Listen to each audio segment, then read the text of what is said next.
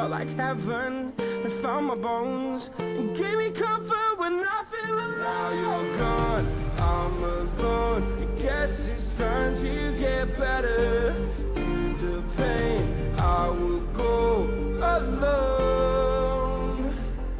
If I fall, break my bones, I will scream even louder. 'Cause I'm not dying alone.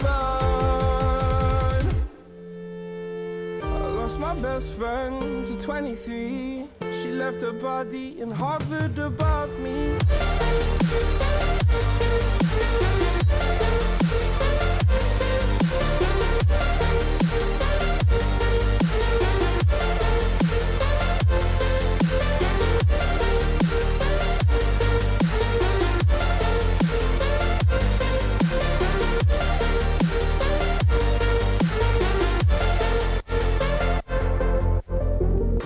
My best friend to 23. I heard the heavens crying above me. The gained an angel, I lost a friend. I felt like dying again and again. I went through hell, stared at death, but I keep fighting with each living breath. I saw no way out from where I stood. Felt like the fire had burned me for. Now you're gone, I'm alone. I guess it's time to get better. Through the pain, I will go alone. If I fall, break my bones, I will scream even louder. 'Cause I'm not dying alone. I lost my best friend.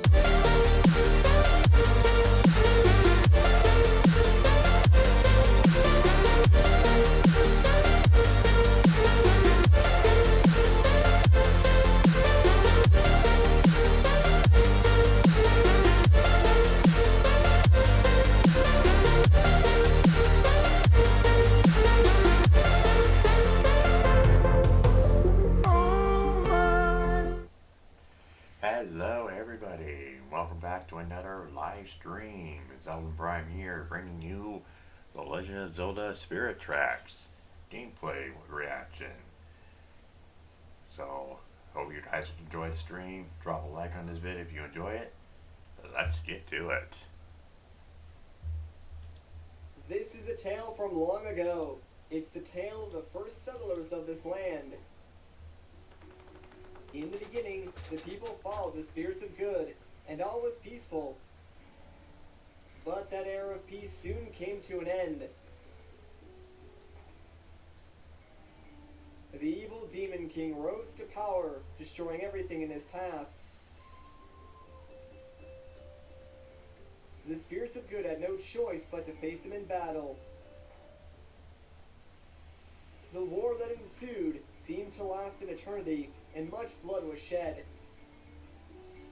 Finally, the spirits subdued the Demon King, though they could not destroy him. Their powers were greatly depleted.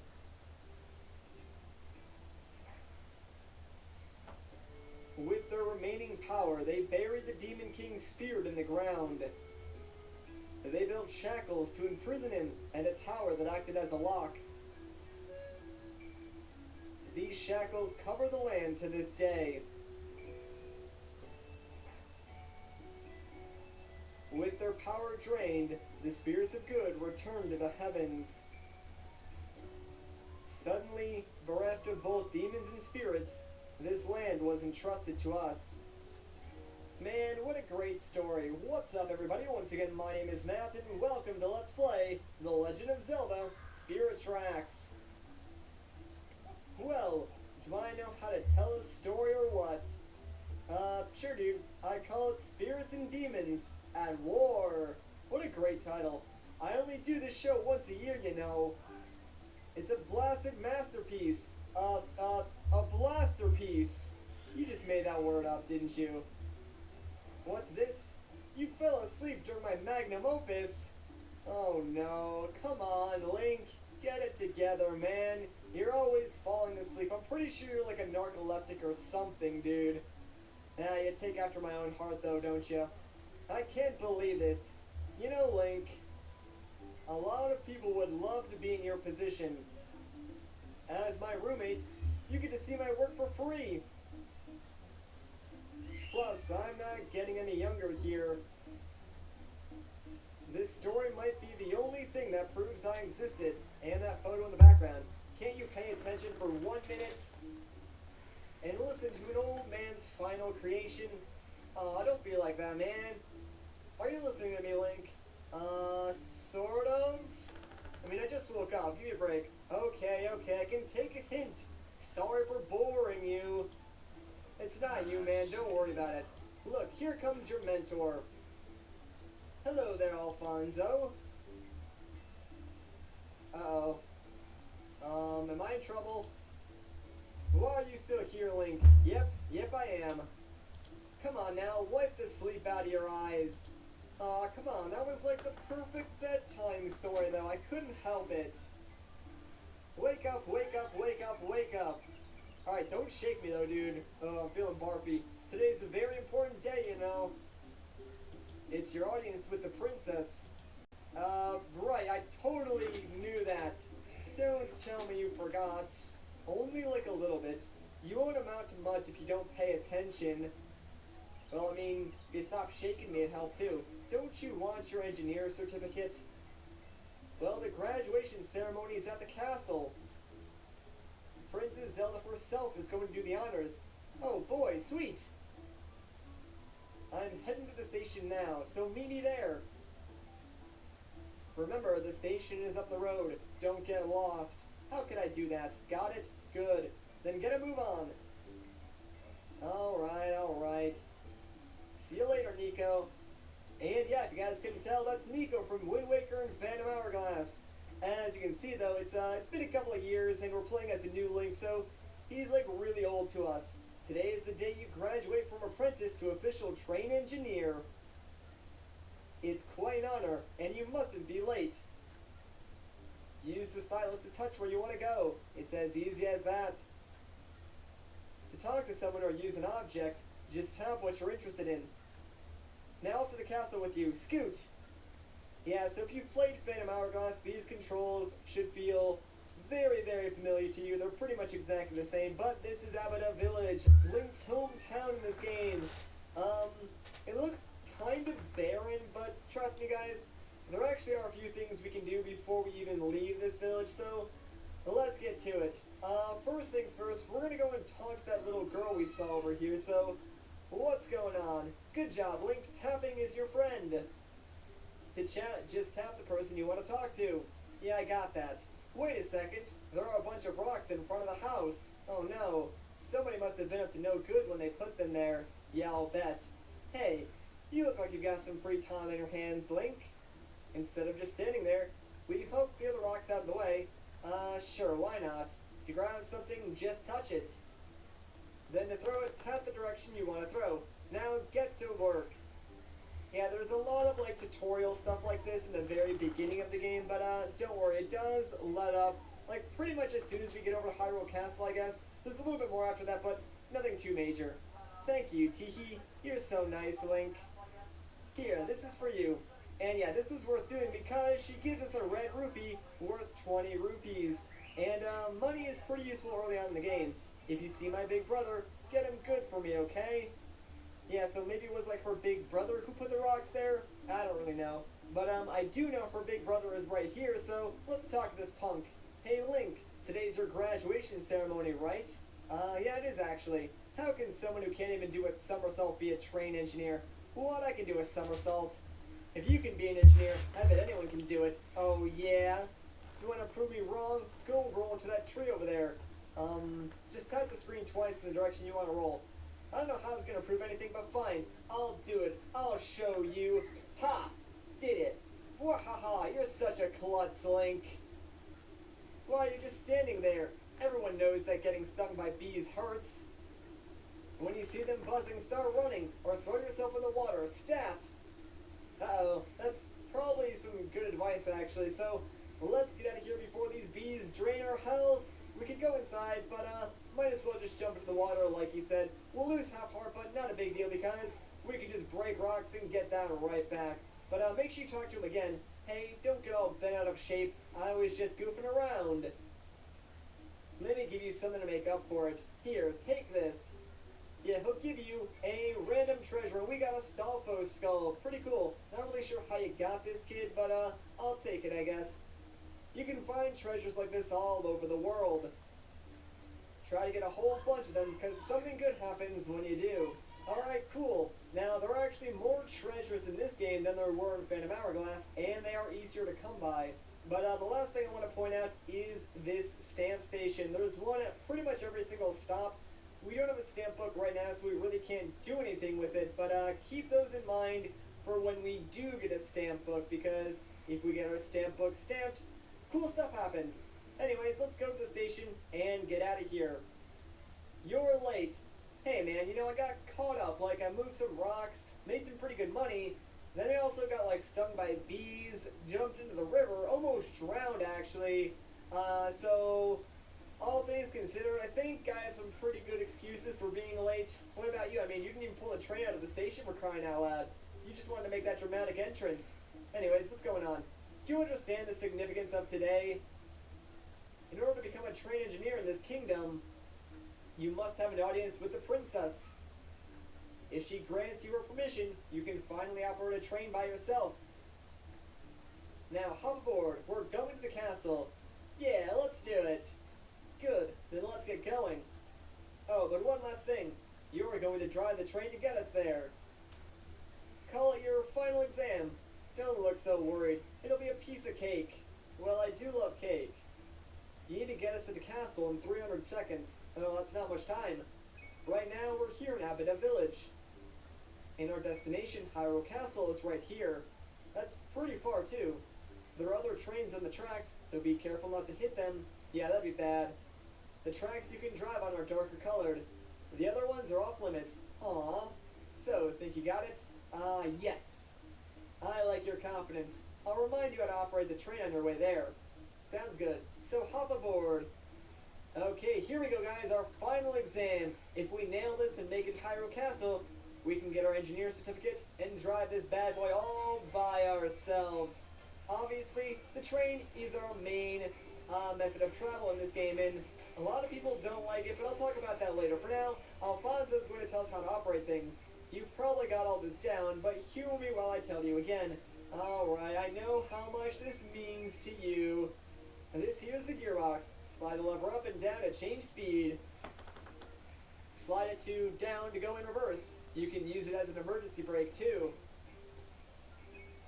And that's a rope. Cool. This is the whistle. Touch it and give it a good pull to blow the train's whistle. You got it. Oh, and you can look around by touching in the direction you want to look.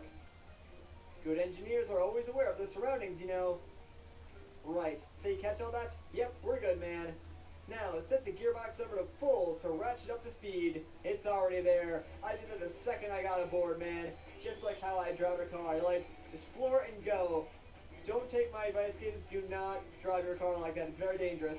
Anyways, though, let's talk about this train mechanic or trains in general, because this was a huge deal, like, back when this game came out, and a lot of people still do, actually, hate on this game just because of the inclusion of a train and this train mechanic, and it's really not all that bad. Like, sure, it's kind of boring right now, but it does get more interesting later on. Also, make sure you pay attention in case there's an animal on the track. You will need to blow your whistle to get it to move out of the way, that way you don't crash into it.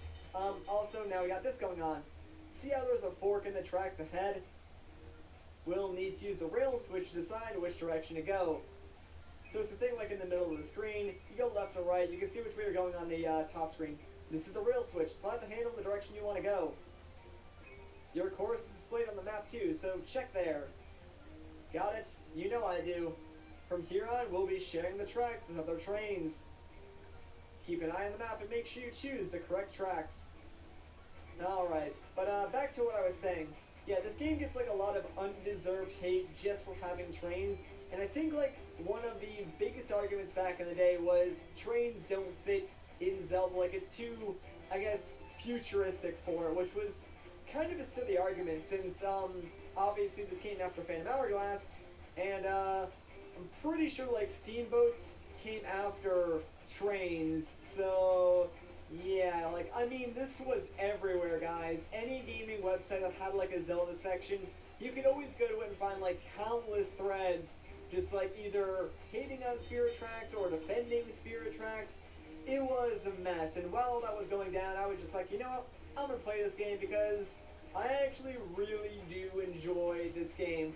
Of the two DS Zelda games, I can say, without a doubt, this one is the better of the two because they really took the Phantom Hourglass like engine, looked at it and said, alright, here are some issues with it. Let's go and fix them for the next game. And alright, there still are some issues with Spirit Tracks, I'll give you that, but they're not as prevalent as they were in Phantom Hourglass. This game still did come out in like the era where Nintendo was like, alright guys, we got the DS, has all these like weird features like 2 screens, a microphone, a whole bunch of other stuff. Let's make sure we use all of that in this Zelda game when really it's not necessary to do that.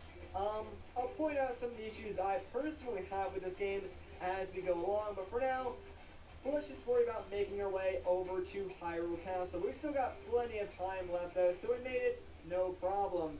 And hey, look at that thing. It's cool looking. We've got a clear view of the Tower of Spirits today. Ah, so that's what that is. Neat. And hey, check it out, there's Hyrule Castle. Alright, we're almost at the castle.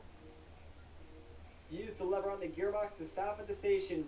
Alright, almost forgot about this. So, you actually do need to stop at the station in order to get off.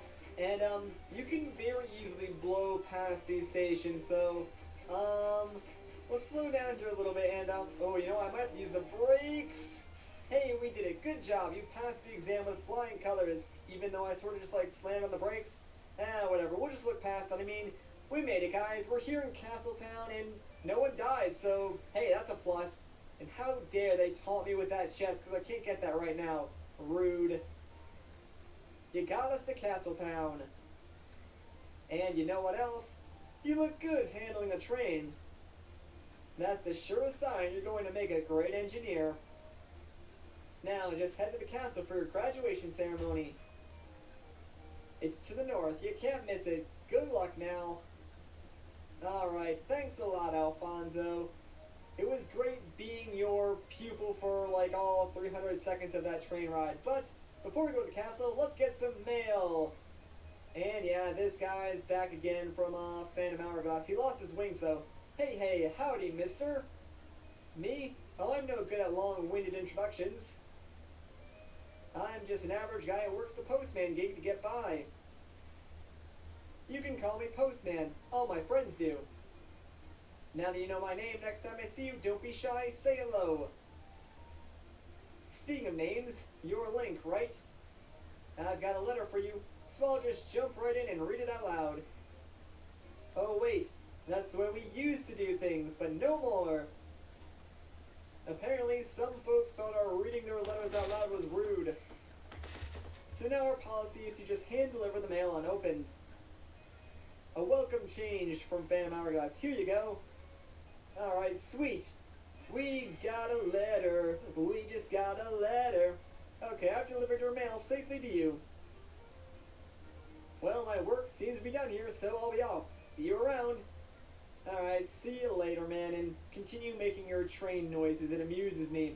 Anyways, yeah, we can just tap the little menu icon, go to our collection screen, and over here we can find all of our letters. So we got a letter from the postman. It's nothing too important, just like telling us how the postal system works and so on and so forth. So not really anything too important. Not going to bother reading that.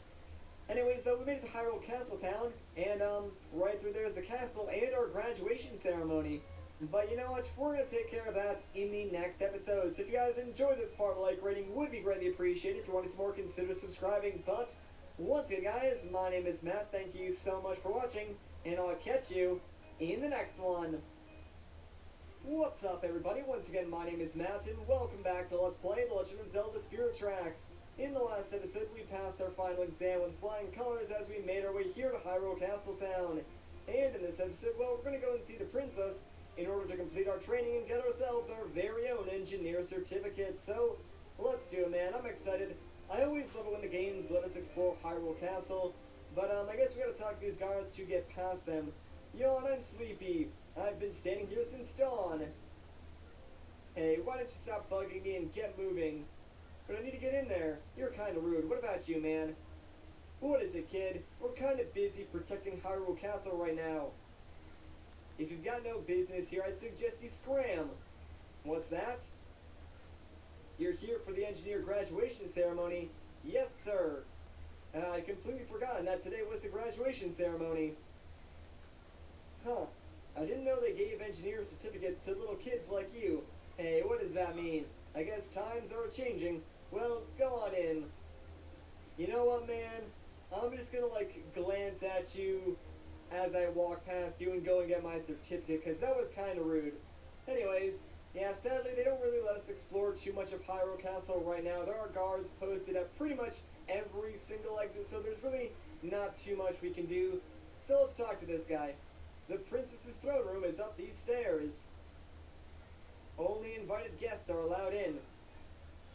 What that means for you is, get lost.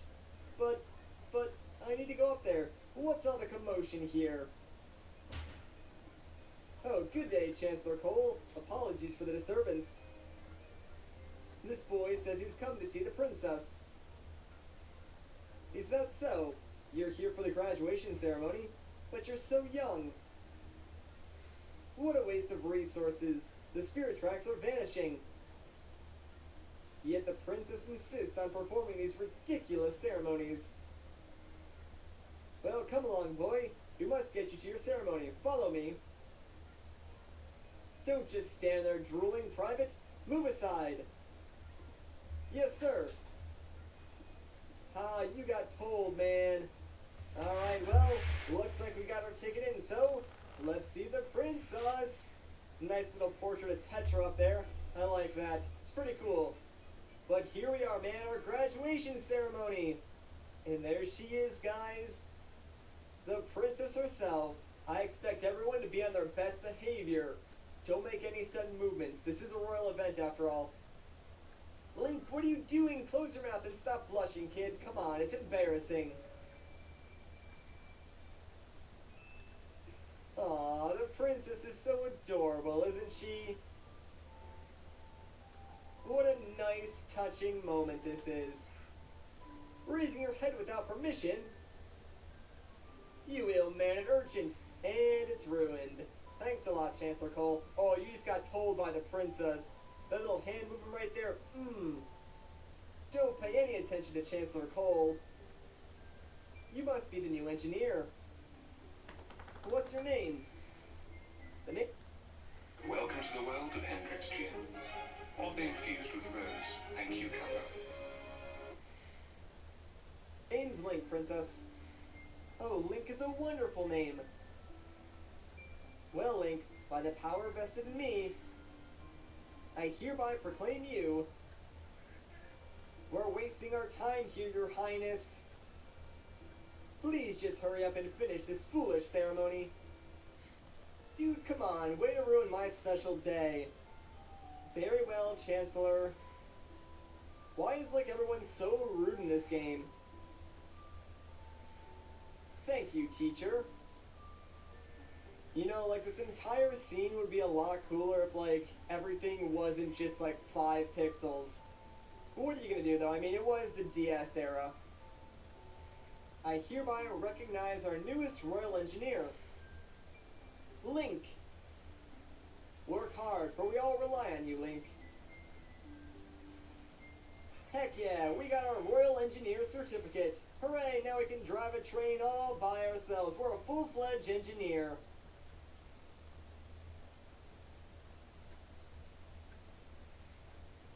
Shh, take this. No, don't say a word right now. Oh, a secret letter? Read this later, and beware of the Chancellor. Uh-oh. Something fishy's going on here.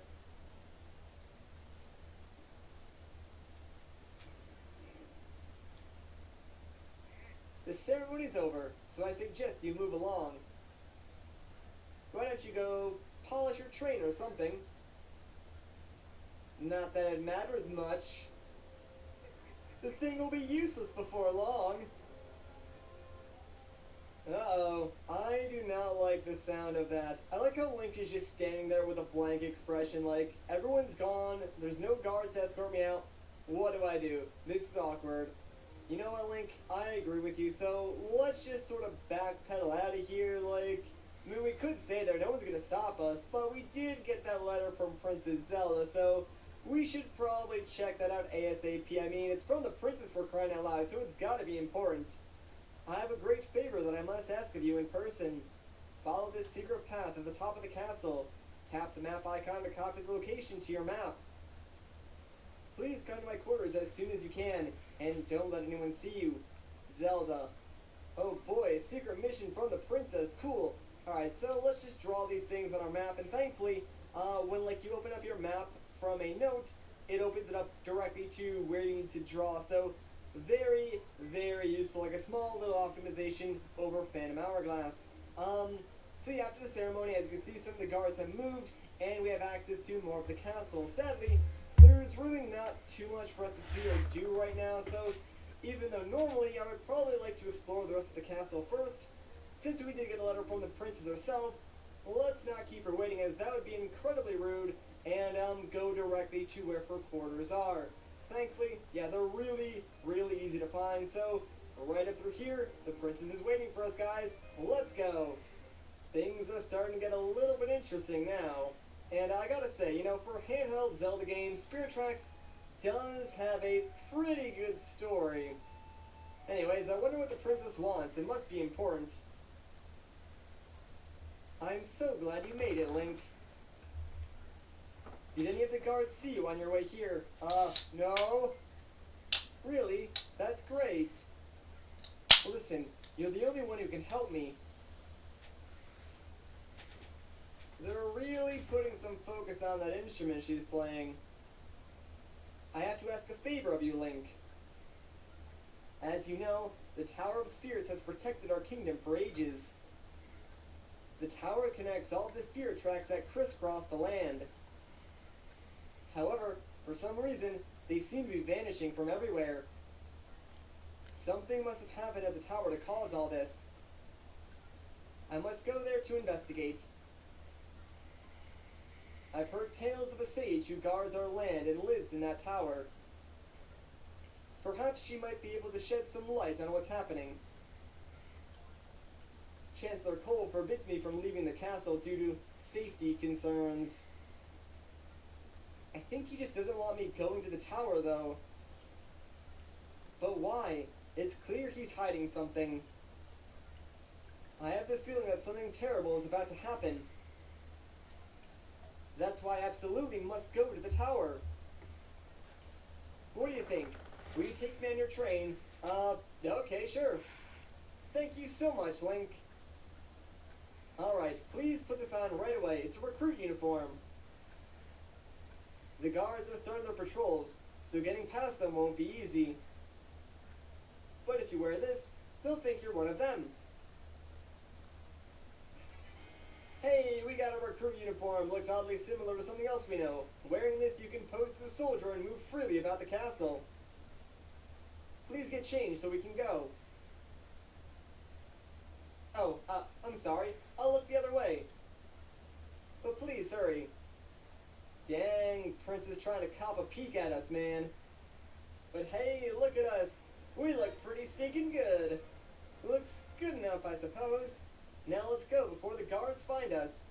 Why would the guards be looking here like this is your room? But, yeah, whatever. Who am I to say anything and defy the princess of this entire kingdom?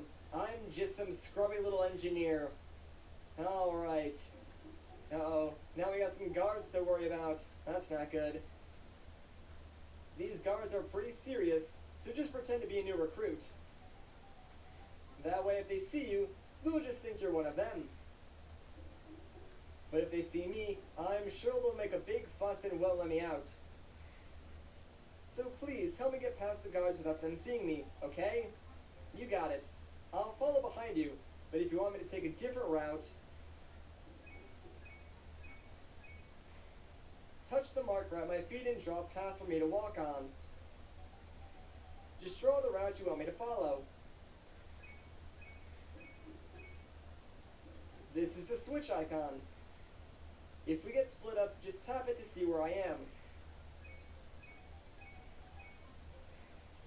And this is the call icon.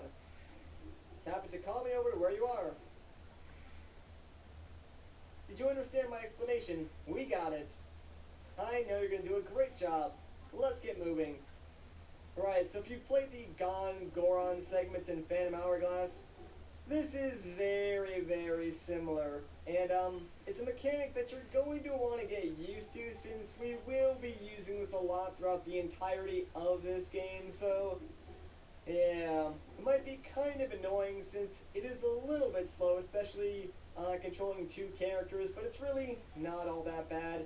Just keep an eye on where like the guards are looking. You can see their like point of view by looking on the map, and that little like orange cone that's out in front of them, that's basically what they can see. Anything outside of that is fair game.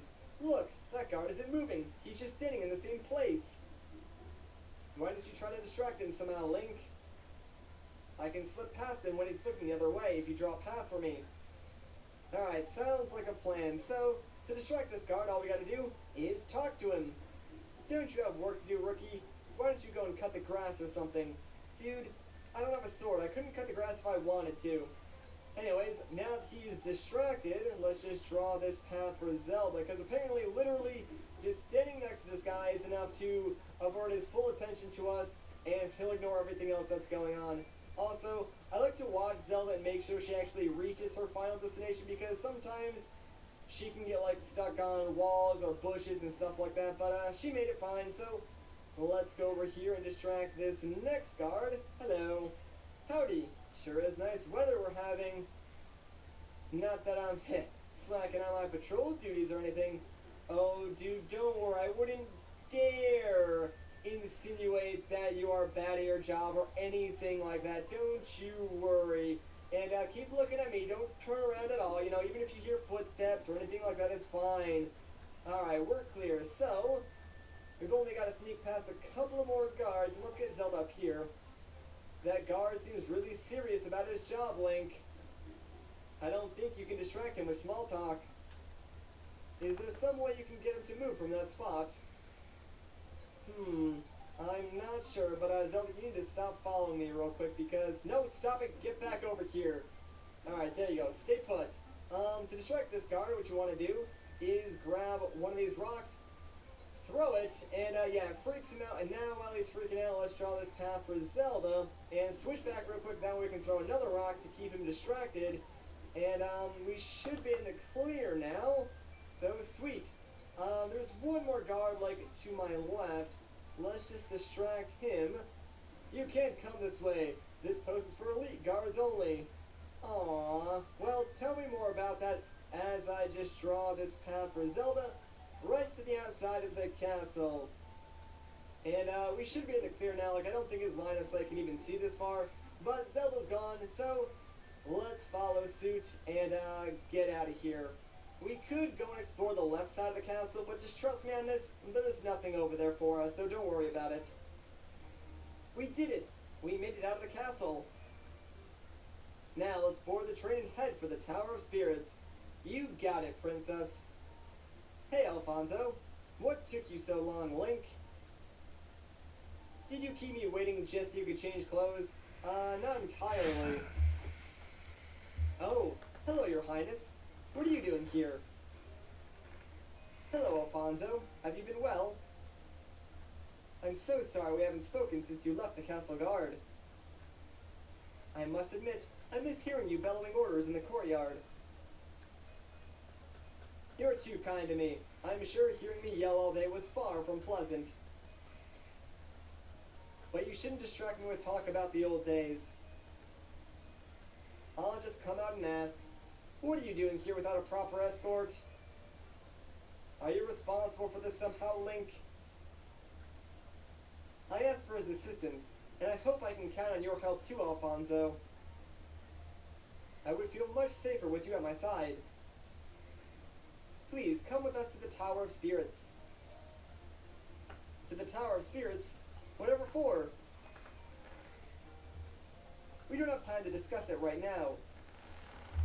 I'll tell you all about it when we're aboard. But what if something happens? If something happens is exactly why I need you. You were once the greatest swordsman in the whole kingdom. Yes, but that was a long time ago. Now I'm just a simple train engineer living in the countryside. I can't be more than that, but I'll come along with you if you wish. Thank you, Alfonso. Okay, Link to the... All aboard! That's my line. Aw, poor Alfonso. But guess what, guys? We finally get to drive a train as an official engineer. And it's over. Literally, that's it. Like, I don't even know why they put that in there. They could have just played this cutscene, and it would have been exactly the same, but holy crap, what is going on, man? The tracks disappeared from right underneath us. That is not cool, man. Well, at least we didn't flip the train over. That's a good thing. Is everyone alright? Like, I know I just got my license, but, like, this was not my fault. Just gonna put that out there. Oh no, all the tracks are gone. Well, that's awful. Your Highness, look over there.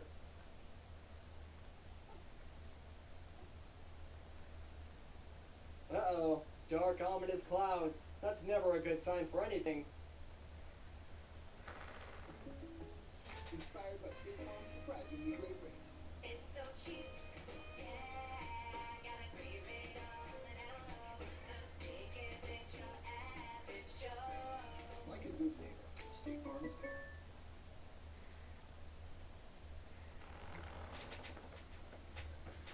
Oh man, guys, I do not like the looks of this. Like, what is even happening to the Tower of Spirits right now? It's crazy.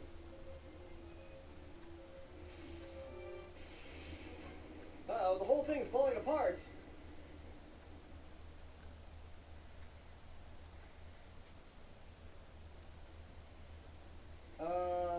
Or maybe not. Maybe it's just gonna float there. Alright, well that's cool, I guess. I suppose that would make it easier to, like, put it back together, so... Hey, I'm down. I'm not gonna complain about it.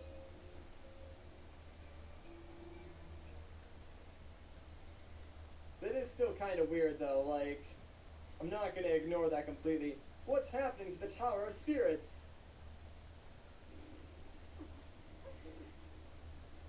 Oh no! More dark, ominous clouds! You guys might want to move out of the way, cause here it comes! It's the Demon Train!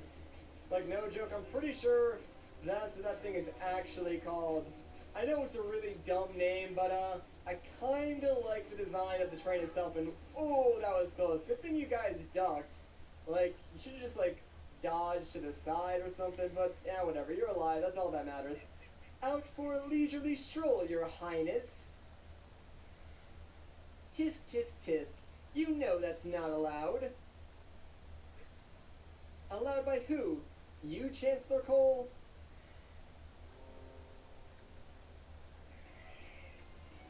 Uh-oh. He was evil the whole time. Who else? Who do you think is really in charge? I mean, like, we all saw that coming, right? Like, raise your hand if you saw that coming. Everyone should be raising their hand. My goodness, pretending to be human is exhausting. Who knew that Chancellor was just another word for royal babysitter? I had meant to keep up the road a bit longer. But you pushed me to this, princess. Bringing in the boy and the engineer didn't help either. What are you talking about? He's like, are you serious? I'm talking about your infernal meddling. But now that those vile tracks are disappearing, The time is finally at hand. All we need now is a little help from you, Your Highness.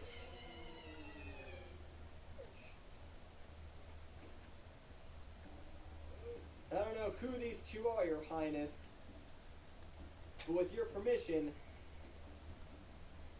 I'd be happy to teach them some manners.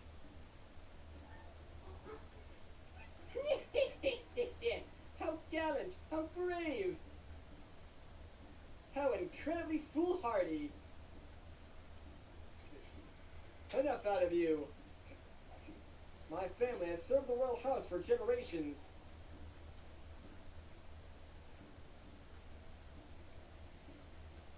Melodrama bores me. Bird, would you kindly dispose of this fool?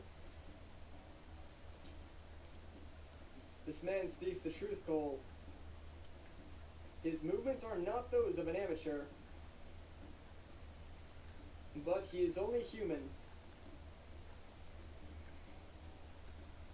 Aw man, fight of the century right here, it's about to go down! You got this, Alfonso. I told you, I will defend the princess at any cost. And I told you, you are only human.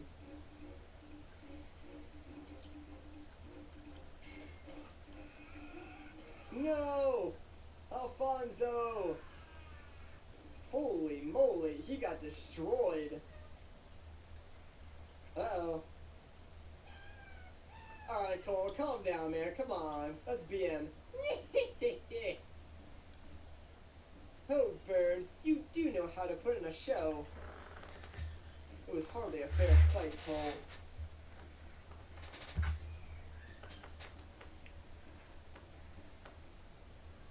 Oh no. Help me, Link. Yeah, do something, man. We got this. And we're dead. 100% dead. Totally dead. No, don't come any closer.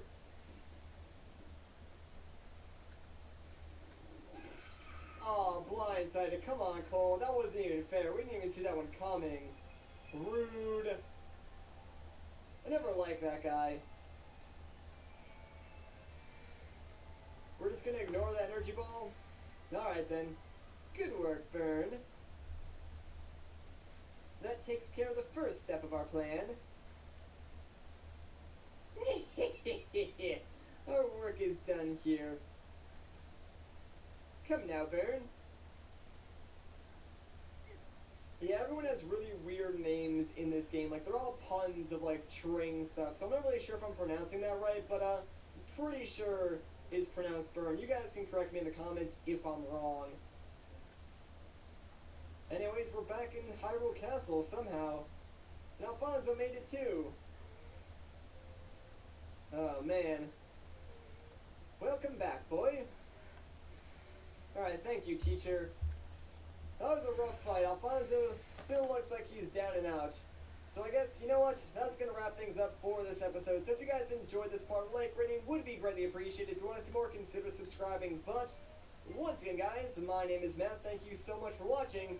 And I'll catch you in the next one when we figure out what the heck is going on. What's up, everybody? Once again, my name is Matt, and welcome back to Let's Play The Legend of Zelda Spirit Tracks. In the last episode, we tried to take Princess Zelda to the Tower of Spirits, but Cole and Byrne attacked us and kidnapped the princess. In this episode, we should probably start by, like, telling someone what happened, because someone has to do something about this. I'm glad to see you're finally awake. There was some hubbub outside. When I went to investigate, people said that the spirit tracks were disappearing. At that point, the guards brought you and Alfonso in from outside. Both of you were out cold, so I've been waiting for you to come too. Now, tell me what happened. Well, it's a long story. So what you're saying is, the Chancellor is some kind of monster, and he kidnapped Princess Zelda. My goodness, what a story. You're just pulling my leg though, aren't you? Not really, dude. So it's true, you say? What? So what you're saying is, the princess has been kidnapped? Yeah, kinda. This is terrible. I must inform the princess at once. Yeah, about that? Yes, that's right. She's not here. Well, I'm at a loss as to what to do. What to do? Alright, man, this guy is freaking out, so he's going to be no help to us whatsoever. Which means, I guess it's sort of up to us. Like, I have no idea what we're going to do about this, guys. It's not looking good. And hey, it's the energy ball from before. Hey, it's Princess Zelda. Hello, guards. Please help me. Can any of you see me? I need your help. Oh no. Well, it appears that Cole and Byrne have kidnapped Princess Zelda's body, but her spirit is still here. Although it doesn't seem like anyone else besides us can hear or see her, so that's not good. We should probably keep following her though. Help! I need your help! Why can't anyone hear me? I don't know, Princess, that's a good question, and you just went through a door. Alright, so clearly she knows that, like, she's a spirit then, which isn't freaking her out, but the fact that no one can hear her, that's freaking her out. I guess that does sort of make sense a little bit. I don't know. Whatever. Hey, Princess, how you doing? You look nice, I guess. Can you see me, Link? Indeed I can.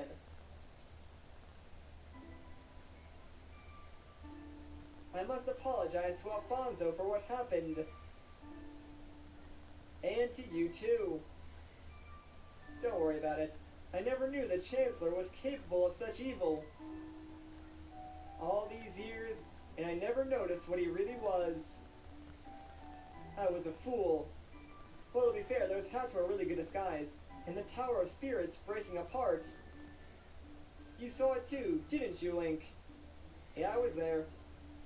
It must have something to do with the dark forces. After all, they made the spirit tracks disappear. This must be the handiwork of Cole and his cronies. But what could their goal be?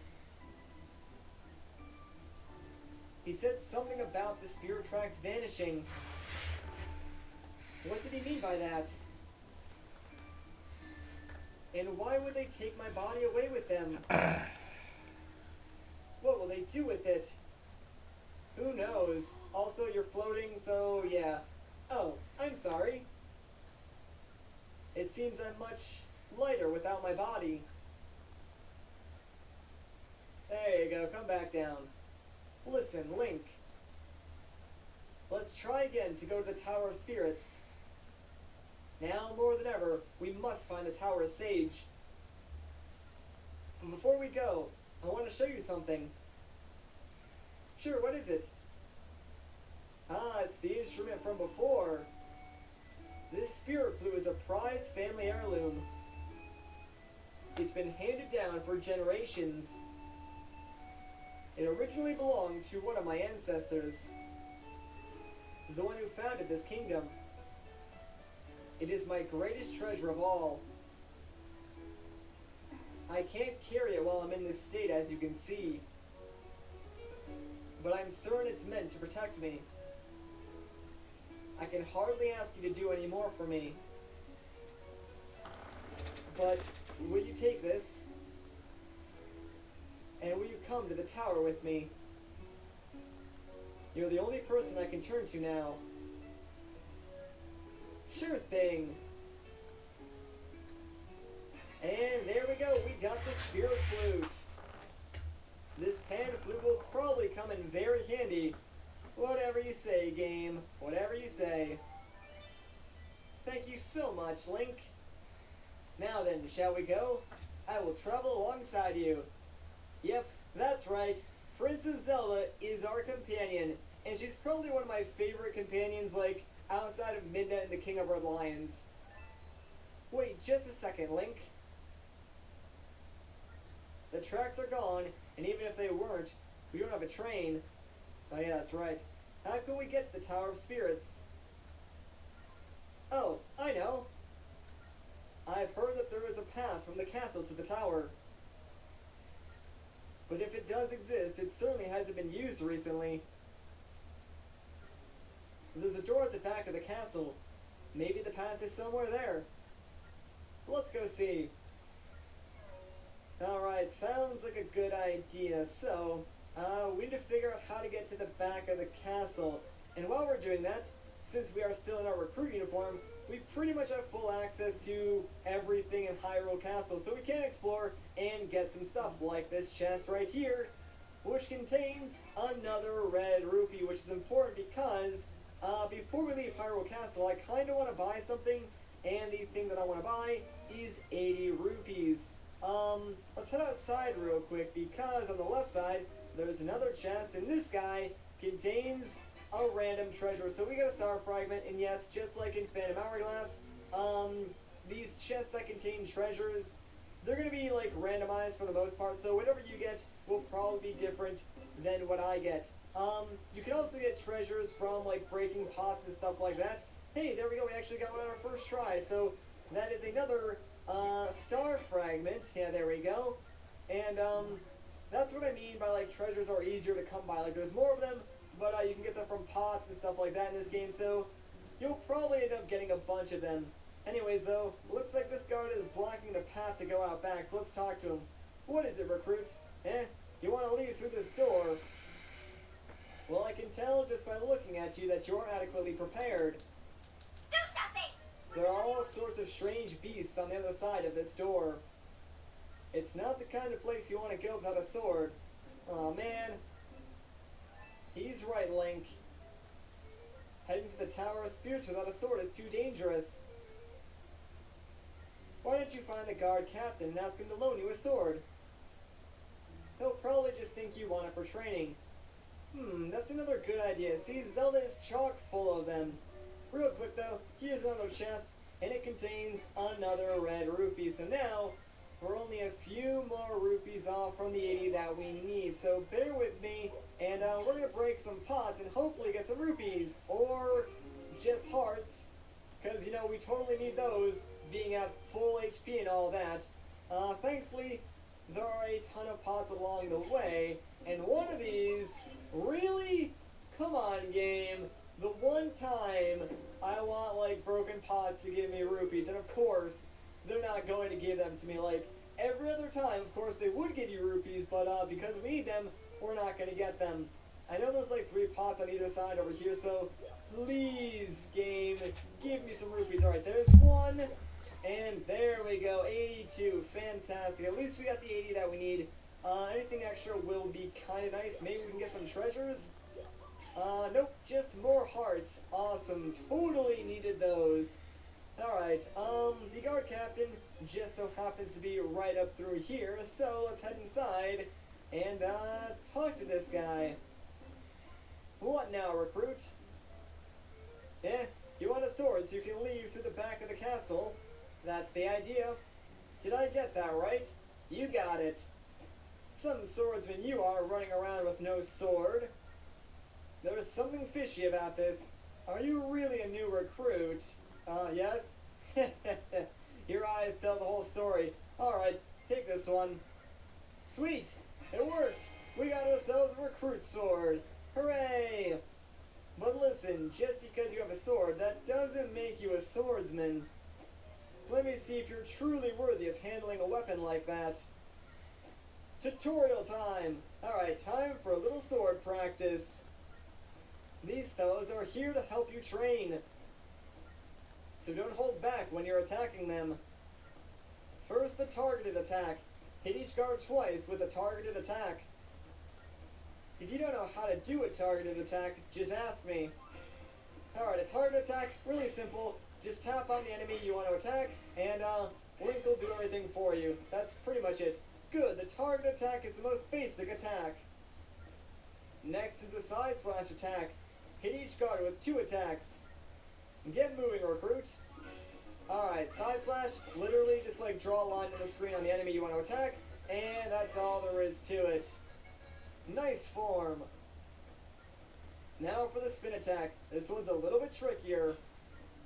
If you don't know how to do this attack, just ask me. Now hustle. Alright, so spin attack, draw like a circle around yourself. That's all there is to it. It's pretty easy. What are you doing? Don't just flail around like a maniac. To do a spin attack, quickly draw a circle around yourself. Yeah. Doing a spin attack allows you to hit all enemies around you. Use it at the right time and the bad guys don't stand a chance. Well, you see, I was trying to do a spin attack, but the game really didn't register my entire circle movement. Not my fault. Good work, recruit. You completed all the training exercises. Since you've got the basics down, I'll give you this sword. Now, keep up the good work and come back here to polish your skills. Yeah, sadly, this game suffers from like the same problems as Phantom Hourglass does in that sometimes your spin attacks or rolls don't actually get recognized. You did a wonderful job. That was just amazing, Link. Now that we have a sword, we can exit through the door in the back. Let's go. Alright, well, Princess Zelda's a little bit hasty. Like I said, before we exit out the back of the castle, I want to go and buy something from the shop in town. Like, we have a sword, but we have nothing to defend ourselves with. Thankfully, though, this shop will hook us up. So, let's go right inside this building, and ta-da, a shop. But before we talk to the owner, right back here, there's a little Tingle statue to the right, and behind this glass Easter is actually egg. the pirate ship from the Legend of Zelda Easter Wind Waker. egg. Just kind of want to show off those little Easter eggs. Anyways, let's talk to the owner now. Why, hello! Welcome to my store. We have many fabulous items that are sure to please. Take a look around. If you see something you want, go ahead and give it a little tap. Alright, so we're just gonna buy this shield and it's 80 rupees. Let's go for it. And there we go. We got a shield. We can defend ourselves from minor attacks just by holding it. It gets equipped automatically, so really that's all there is to it. Let's get out of here then, because we're done. And now we have both a sword and a shield. We're pretty well equipped, I would say, at least for right now. That's everything that I wanted to get anyways. So, really, there's not too much else we can do around this Hyrule Castle area, so we might as well just make a beeline straight for that back exit, get out of here, and make our way towards the Tower of Spirits. I mean, we gotta get Zelda's body back somehow, and really, no one else is doing anything about this except us, so not really like we have much of a choice. But, I got your sword, dude. Let me through. Hey, recruit. There are all sorts of monsters on the other side of this door. I've told you already that I can't let you out there without a sword or... Oh, I see you got yourself a weapon. Alright then, be careful out there. Yeah, that's what I thought. Move aside. Alright, here we go, guys. Time for adventure. And here's our first enemy. This is a yellow spinner, I believe is what they're called. They're kind of just like basic enemies. Don't really pose any sort of threat. Except to this guy, so let's talk to him and see what's up. Oh, hey there. It's dangerous being out here by yourself with all these monsters. What? You're searching for a tunnel that will take you to the Tower of Spirits? Well, there was a path up that way, but recently the Rockfalls have closed it off. Of course they have. That is just great. I'm not exactly sure where it was. But if I were you, I'd investigate that wall. Alright then, let's pull out our map and make a nice little marking of where that wall actually is, and hopefully we can figure out some way to blow past those rocks. Like, we don't have bombs, so I don't really know what we're gonna do. And would you look at that, the game was nice enough to give us a bomb flower. Yeah, I'm really not good at this whole, like, fake surprise thing. We'll just throw a bomb over here, and if we're right, bam, there you go. Entrance to the cave has been found. Hooray! So now we can go through that tunnel and make our way to the Tower of Spirits. But you know what? We're going to do that in the next episode. So if you guys enjoyed this part, a like rating would be greatly appreciated. If you want to see more, consider subscribing. But once again, guys, my name is Matt. Thank you so much for watching, and I'll catch you in the next one. What's up, everybody? Once again, my name is Matt, and welcome back to Let's Play The Legend of Zelda Spirit Tracks.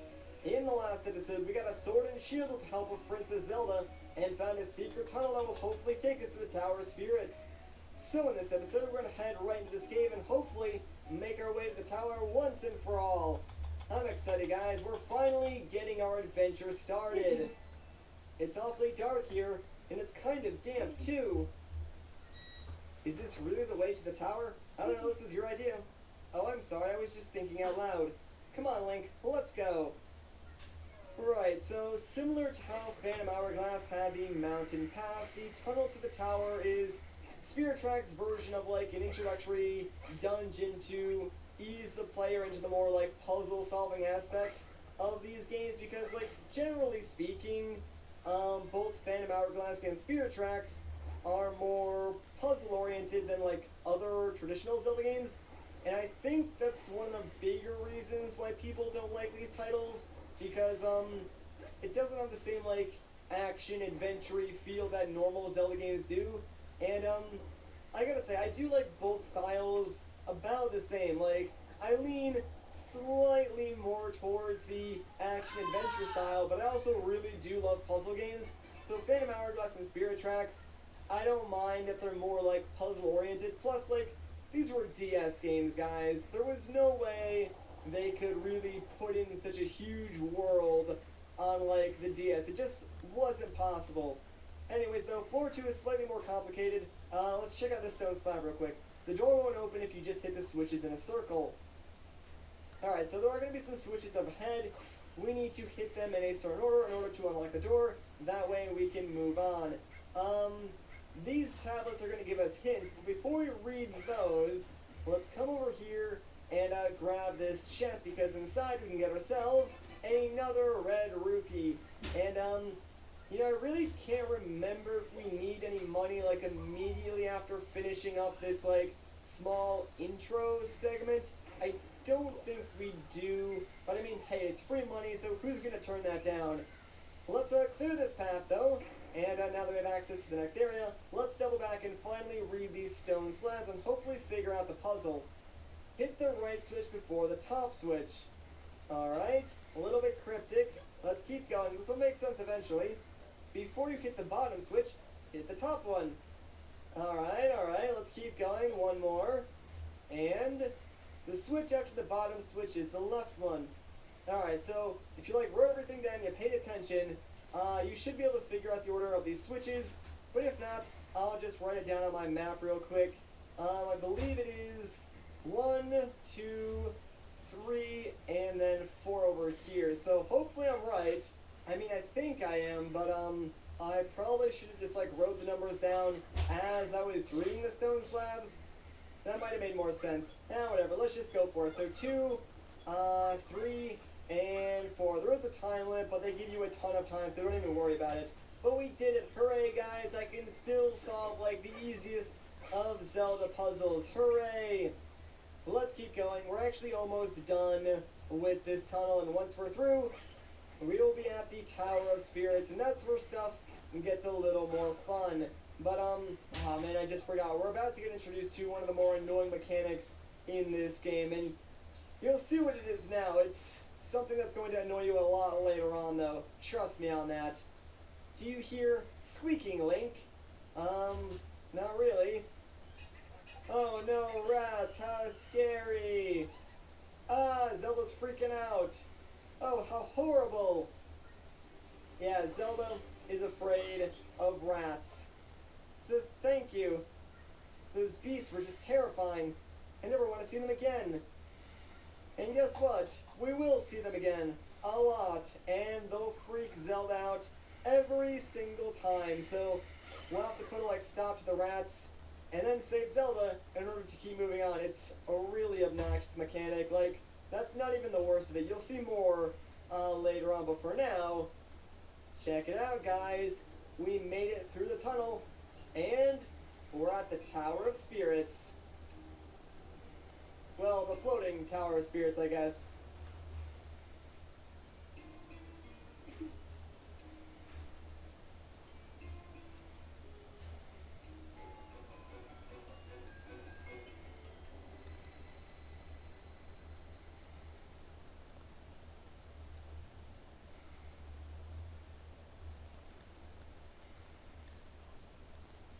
this train. This, my dear, is the spirit's train. They entrusted us with its keeping. How did you know that? And you can hear me? Are you the sage of this tower?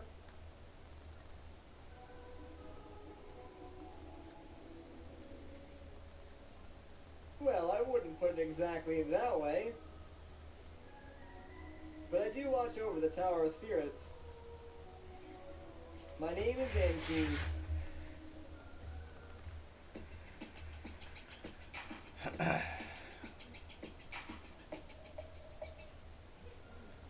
Am I glad to see you? There's something we have to talk to you about.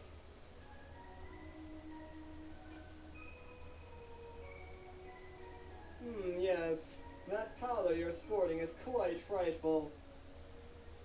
One might even call it rather hideous, in fact. Hideous? How dare you? I see that feistiness runs in your family, my dear. But there's no need to get your feathers all ruffled. Oh? Did you know someone in my family? Feisty and bright, just like she was. The fruit doesn't fall far from the tree, does it? Yes, I knew one of your ancestors. I met her when she had just arrived here. She and I were friends for a very long time. My family first arrived here about a century ago. Were you already here in the tower then, Angine? That's a story for another time, my dear. Right now, we must discuss a matter more grave.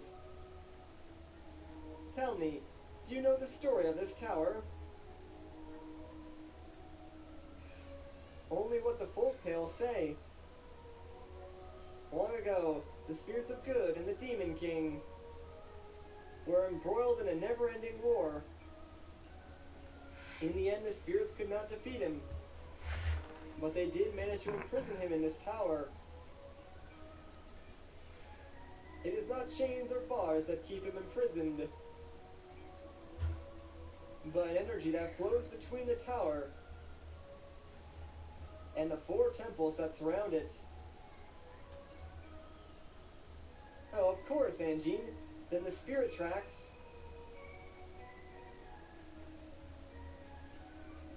Correct, my dear. The spirit tracks carry that energy. If the tracks are lost, the tower's energy will fade. And so will the Demon King's prison. And that's just what the evil ones are after. They aim to resurrect Malleus, the Demon King. Right now, my strength maintains his shackles. But it's only a matter of time until they're broken. Of course, in order to resurrect Malleus, they need one other key ingredient.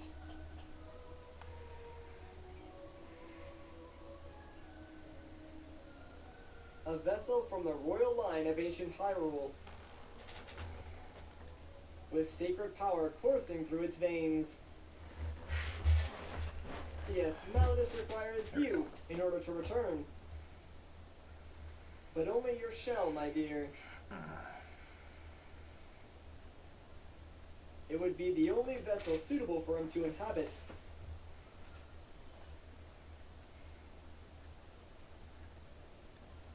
No! The Demon King is gonna run around in my body? Blech, that's too disgusting for words! We have to stop them. We can't let the Demon King return. My thoughts exactly, my dear. At the top of this tower is your body. The Demon King's spirit is also there. To prevent him from possessing your body, you must fortify his prison. To do this, Restore the energy between the temples and this tower. In other words, restore the tracks between here and the temples. But how? How do we restore the spirit tracks? The answer lies above us in the floors of this tower. 4 stone rail maps are enshrined there. You must retrieve them. As you know, this tower connects our kingdom. Right now, the tower is filled with an evil energy. If you can get far enough to retrieve a rail map, a portion of the tracks will be restored. Start your search by climbing the stairs. Of course, thank you, Angine. You have a very important mission ahead of you. The kingdom is in danger. We're all counting on you. You understand the gravity of the situation. You must find a sacred rail maps at the tower. I'll wait for you here. This is what princes have always done. From what I understand, it's kind of a family tradition. You don't need to be scared. Just buck up and get moving. Sorry to interrupt such an enthusiastic pep talk. But ascending this tower alone would be impossible. There are traps set to snag trespassers. Not to mention that pesky little monster infestation. Is that so? Well, I feel terrible asking, but... Angine, can you guide Link upstairs? Have you already forgotten what I said? I have my hands full just keeping the tower together. I'm sorry, my dear, but I just can't leave my post. Then what should we do? Should we go back and get Alfonso? Oh, but he's wounded. Teacher? The captain of the castle guard? But I suppose there's no time for that, is there? What if you went with him, my dear?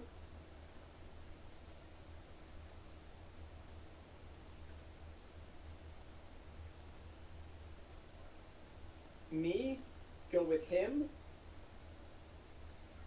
But I'm not sure how much help I'd be in this state. Well, my dear, this kingdom is your responsibility. You must never forget that. I'm sure you'll find a way to help out somehow.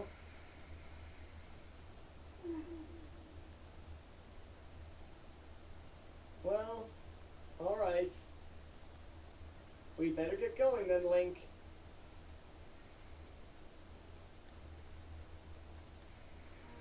Link, I feel the exact same way, dude. Trust me, we're on the same page. Alright, but now we're finally in the Tower of Spirits and we get to control ourselves. So, let's do what Angine said and make our way upstairs. By the way, I'm pretty sure like Angine is supposed to be a pun of the word engine. Not sure. So this is what the inside of the tower looks like. Let's head over to that door, Link. And it's right up this first section of stairs. Alright, let's go. So yeah, the Tower of Spirits is more or less this game's version of the Temple of the Ocean King. However, before you guys go crazy, there's like no insane amount of like repeating sections in the Tower of Spirits. So they streamline this process a lot. It's like split up into like major areas, and once you enter this door, we'll enter the first major area, and then after we beat it, we can just like go up the stairs to like the next major area. So it's a lot less backtracking. There is still some backtracking, but not nearly as much. Anyways, let's get going then with floor number 1. Look at those giant doors, Link. They look really heavy. I don't think one person could open them alone. Uh-oh. We know what that is. That's not good.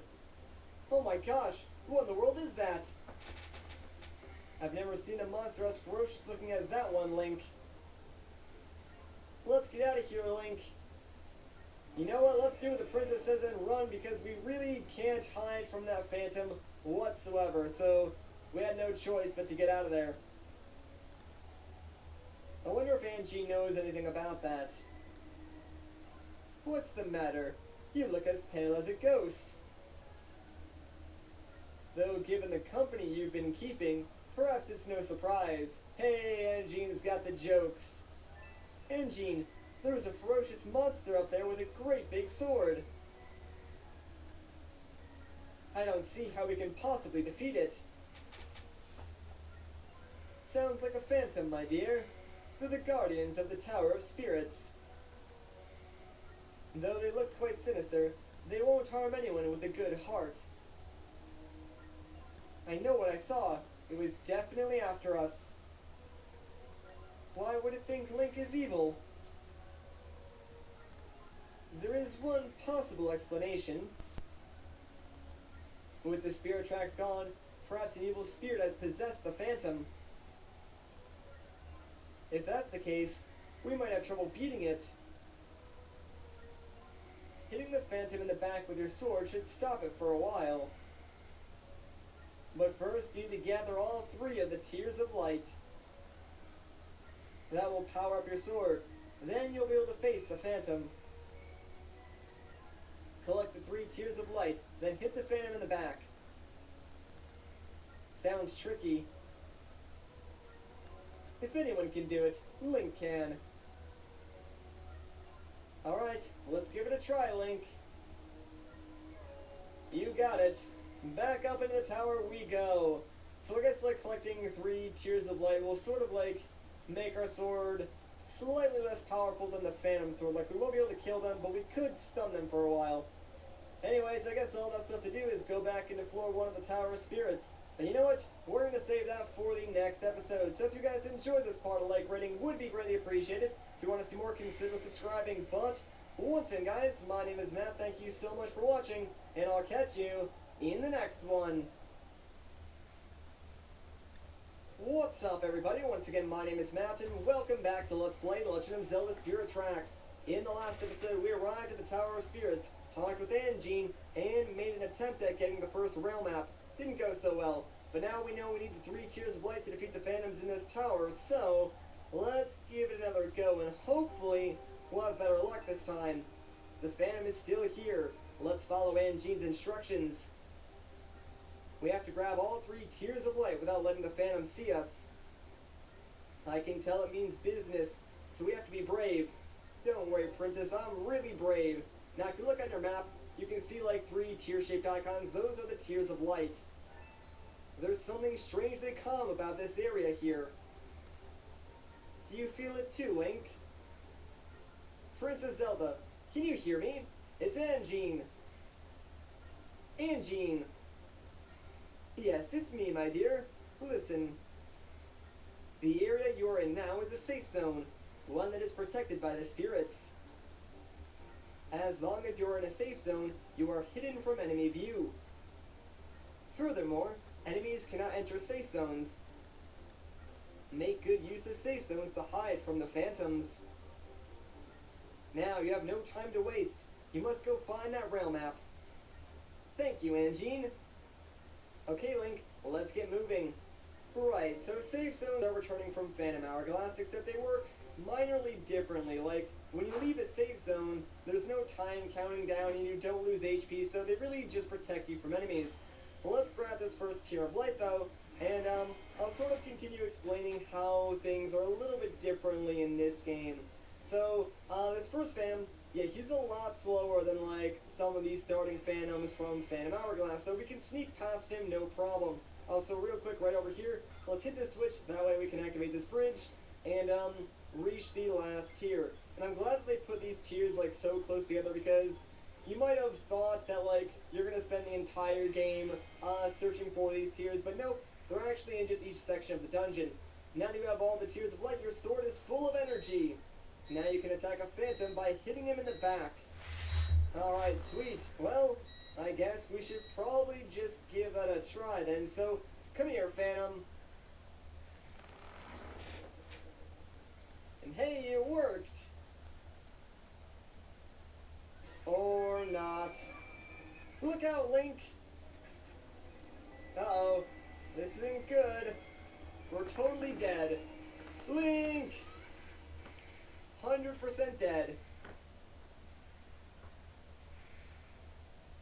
Hey, we're not dead.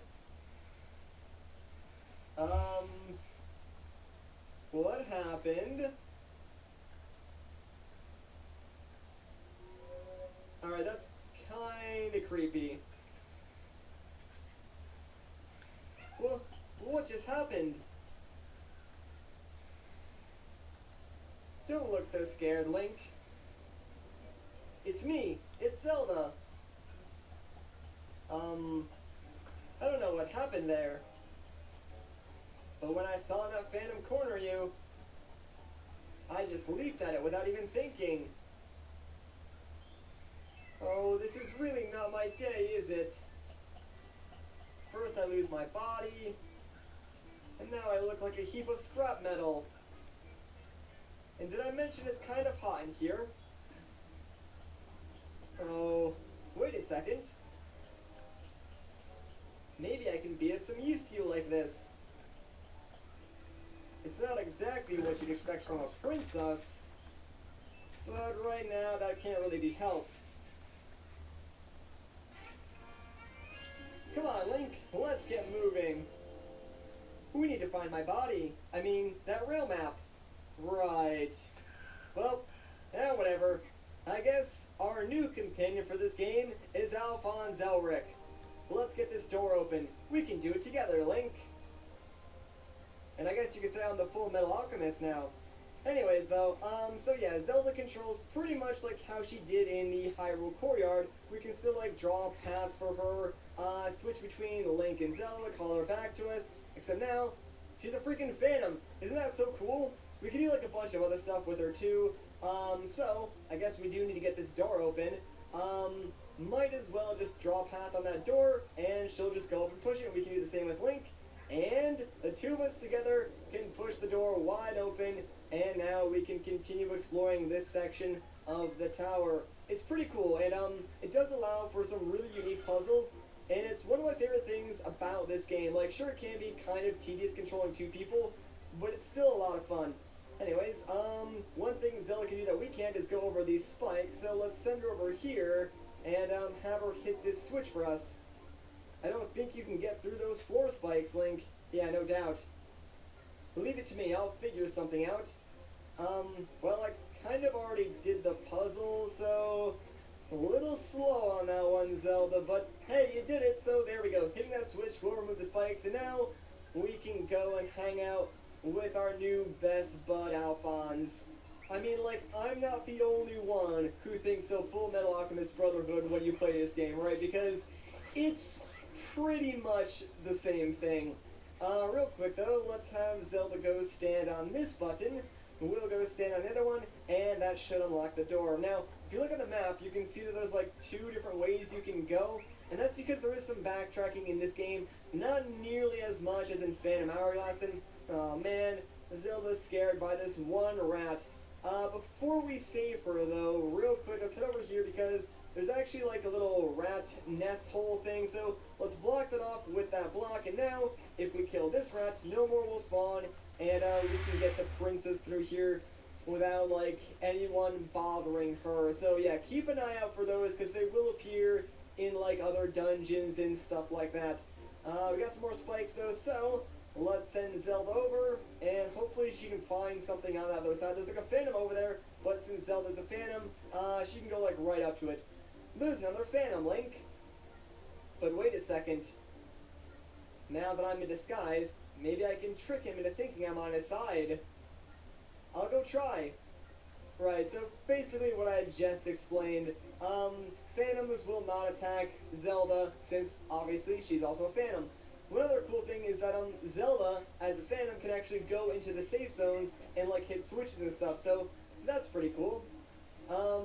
She also said she should try and distract this phantom, so if we target a phantom with Zelda, she'll actually go and, like, talk to him. So how goes the patrol? It's kind of funny, because, like, phantoms, they're not really human, but let's attack this guy. If you tap it quickly, Zelda will pop out of the current phantom she's in and swap bodies with this other phantom.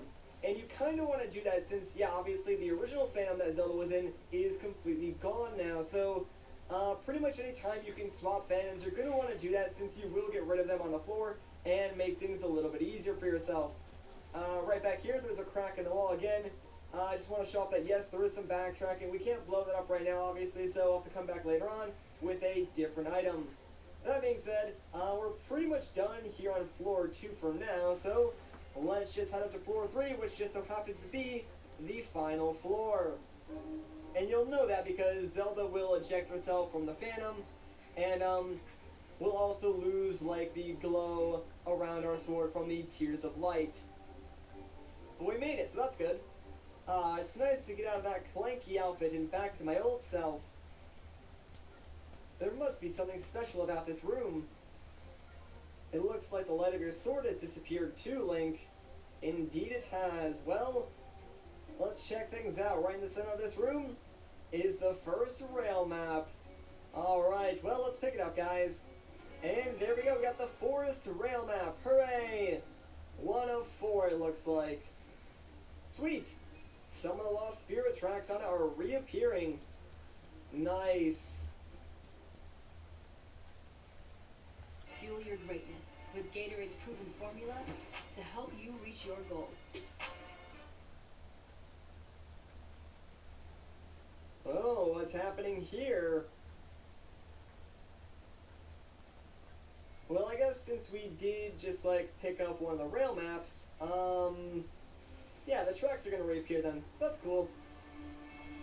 So we get to like visually see it happen. And these tracks are pretty much the ones that we had at the very start of the game, so really nothing new. Good job, Link. This must be the rail map Anjean was talking about. And hey, we know what one of those does. What could that blue light be? This is Anjean here. Good work, Princess Zelda and Link. You've done well obtaining the rail map, but you can't go any farther now. Step into the light to return to the tower lobby. Well, you heard her, Link. Let's go. Right, so yeah, the blue lights are back. They just teleport you back to like the lobby and stuff like that. So let's just make use of it and go see Angie. I mean, we did just get one of the rail maps. I'm sure she's going to have some stuff to say to us. So, where is she? There you are. What's going on, Angie? Ah, so you managed to obtain the rail map. You two just might be able to restore the spirit tracks in every realm. But Anjean, the rail map has only a small part of the spirit tracks on it. Where are the temples you were talking about? In each of the 4 realms is a temple. Look, my dear, the closest one is here. But I don't think you can make it to the temple as things are right now. The rail map has imparted energy to a length of the spirit tracks here. But because of the Demon King's power, much of the energy was lost. So we can't go to the temples, Anjean? Not yet, but there is a way to restore energy to the rail maps. You can ask my people to help you. Your people, Anjean? Indeed, we are called the Locomos. We are servants of the spirits. They have entrusted us with protecting the temples and the spirit tracks. By playing our sacred instruments, we generate energy that powers the spirit tracks. Sacred instruments? Yes, and the spirit flute you hold is one of them. The flute was a gift from my grandmother. I didn't know it had any powers. I only heard that it was something precious handed down from my ancestors. Yes, and it was I who gave it to your ancestors. But only under the condition that they protect the land for all time. Of course, back then I didn't think things would take such a perilous turn. I'm glad that after all these years, it has found its way into your hands. I had no idea this flute was so important. My grandmother used to play it for me when I was a little girl. If I was sad or upset, the sound of this flute would make me feel better. But even so, I suppose its rightful place is with you, Anjean. No, you two will have need of it. Please take it with you, for now. You must go find the other Locomos and restore the energy to the rail maps. Once you do, the spirit tracks will reappear. Go to the forest first, where you must talk to the Locomo Gauge. South of the forest temple is a sanctuary, where you can find Gauge. he will be able to tell you where to go next. Got it. Let's go, Link. Oh, but we don't have a train. How are we going to get to the forest? You may take this. Oh snap, we getting a free ride. Dang, it's fancy looking too. We're going to be rolling around in style in this thing. Top of the line. This train is a symbol of the spirits. People don't ordinarily ride around in it. But these are no ordinary circumstances. I'm sure the spirits wouldn't mind lending it to you. Thank you, Angine. Alright, well, let's get out of here then. So long, everybody. Back to the spirit tracks we go. And we're going to make our way to the Forest Sanctuary. Yeah, just like that. It's pretty cool. Man, I love the Spirit Train's design too. It looks so stinking awesome. There's something strangely powerful about the rail map you recovered. If you trace your stylus over the tracks, it will set a path to your destination. Go on and try it, Link. Alright, so now we can sort of just like draw our path instead of, you know, paying super attention to the rails and changing as we get close to where the switches actually are. You still will want to pay attention, but now at least like you do have an autopilot. Oh, just one last thing about the rail map. Should you decide to change your destination mid-course, redraw your travel route by tapping route in the lower corner of the screen. Unfortunately, I haven't enough power to speak with you beyond this point. Be brave, you two. Alright, so now we're on our own. Also, we finally get to listen to some of the best overworld music in like any Zelda game. I can't let you listen to it due to copyright reasons, but if you guys haven't heard the overworld music for Spirit Tracks, do yourself a favor and look it up because it is really good. Like, even the people who don't like this game usually like this song. That being said, you probably noticed I did not draw us a path all the way to where the Forest Sanctuary was said to be. That's because we don't want to go there just yet. Instead, we kind of want to stop at that weird little tiny village. I'm pointing to it, obviously, but you can't see that, so duh. But yeah, we're going to stop there for a little bit, you know, explore, talk to some people, learn a couple of things, and then we'll make our way over to the Forest Sanctuary. Like, the game doesn't tell you this, but you do need to go here first. Otherwise, you're just going to have a bad time trying to get to where you need to go. Also, man, I do apologize. Like, I feel like I've been super informative this entire episode. Like, there was just a lot going on and a lot of stuff that I needed to explain. I mean, normally my commentary is pretty informative, but I feel like there was a lot of stuff, especially in this episode, so I apologize if it was like information overload, but I just needed to explain, you know, some of the game's like core mechanics and stuff like that. Future episodes probably won't be as bad. We are approaching the station though, so let's start to slow down just a little bit. Don't want to slam on the brakes too much. I mean, we're only renting this ride, so we gotta be a little bit careful. We made it though. Stop wasn't too bad. And now we're in Wilton, which is like a forest village, I guess. Yeah, I don't know. There's a couple of people here though, and I guess that must be like the leader's house. We'll probably go and talk to him soon.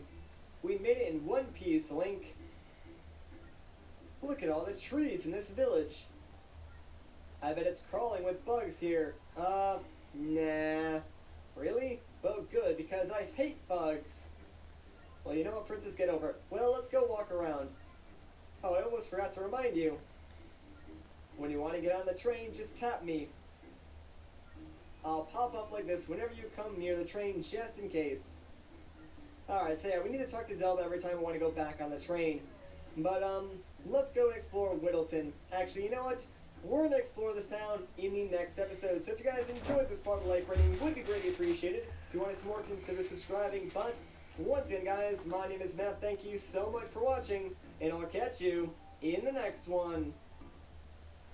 What's up, everybody? Once again, my name is Matt, and welcome back to Let's Play The Legend of Zelda Spirit Tracks. In the last episode, we recovered the first rail map and restored some of the Spirit Tracks. But before we can go to the next temple, we need to talk to a Locomo named Gage. But we don't know where he is just yet, so we're here in Whittleton, and the best way to get that info is by talking to the locals. So, what's going on with this guy? I sell the lumber that the villagers cut. You won't find better quality wood anywhere. Okay. Thanks, dude. That will be useful for a side quest later on, so keep that in mind. What about you?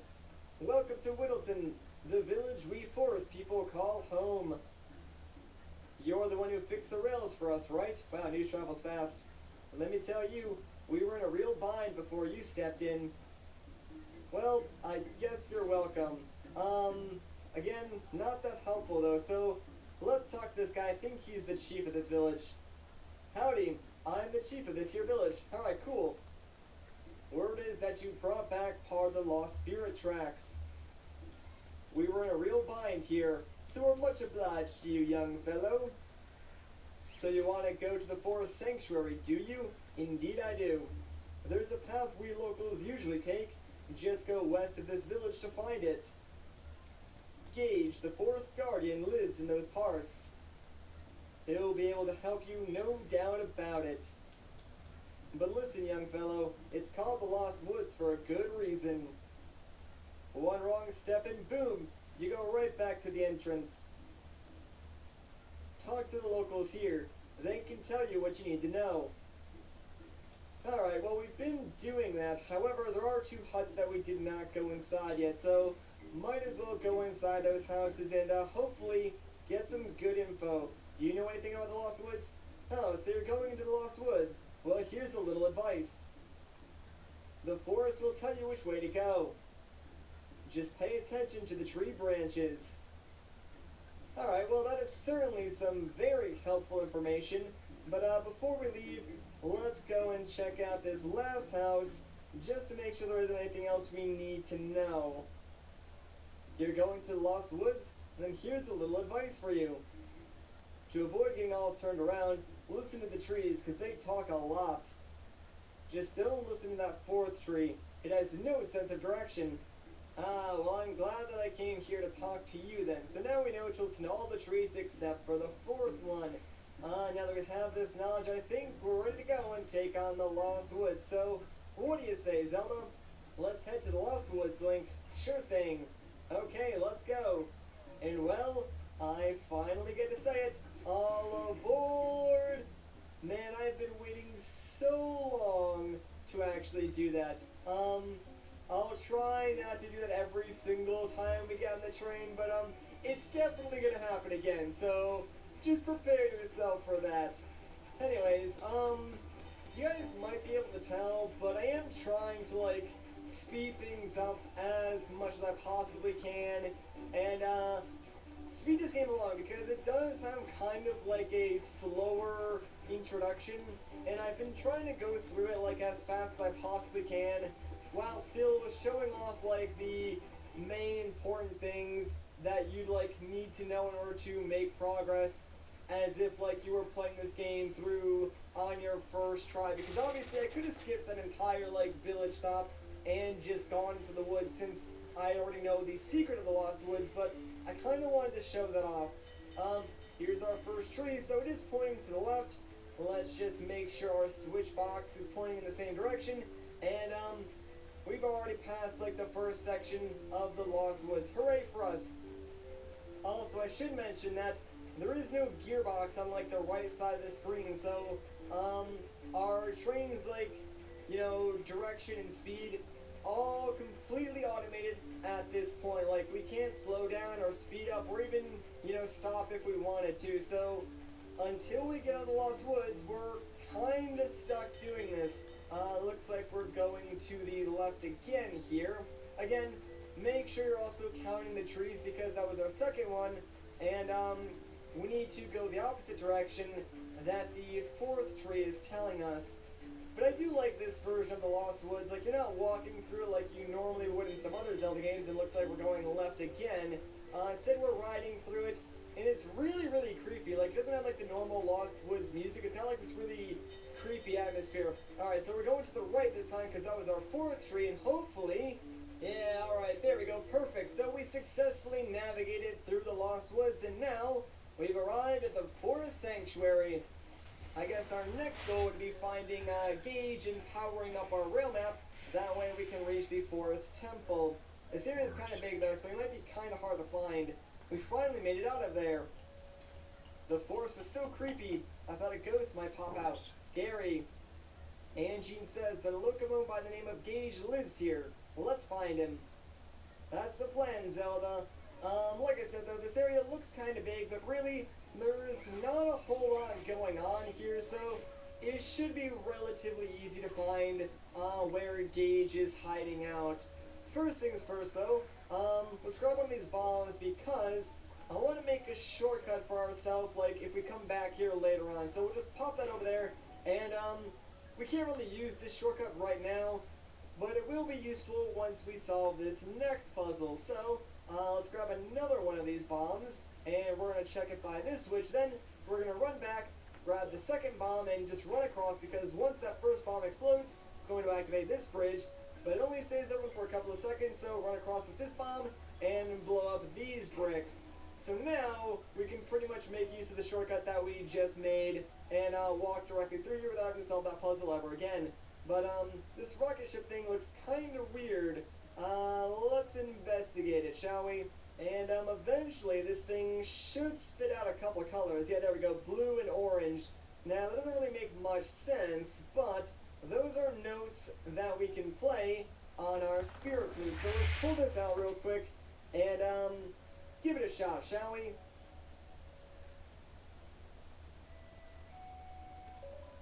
Right, playing the spirit flute is kind of weird since like I have to blow into the 3DS.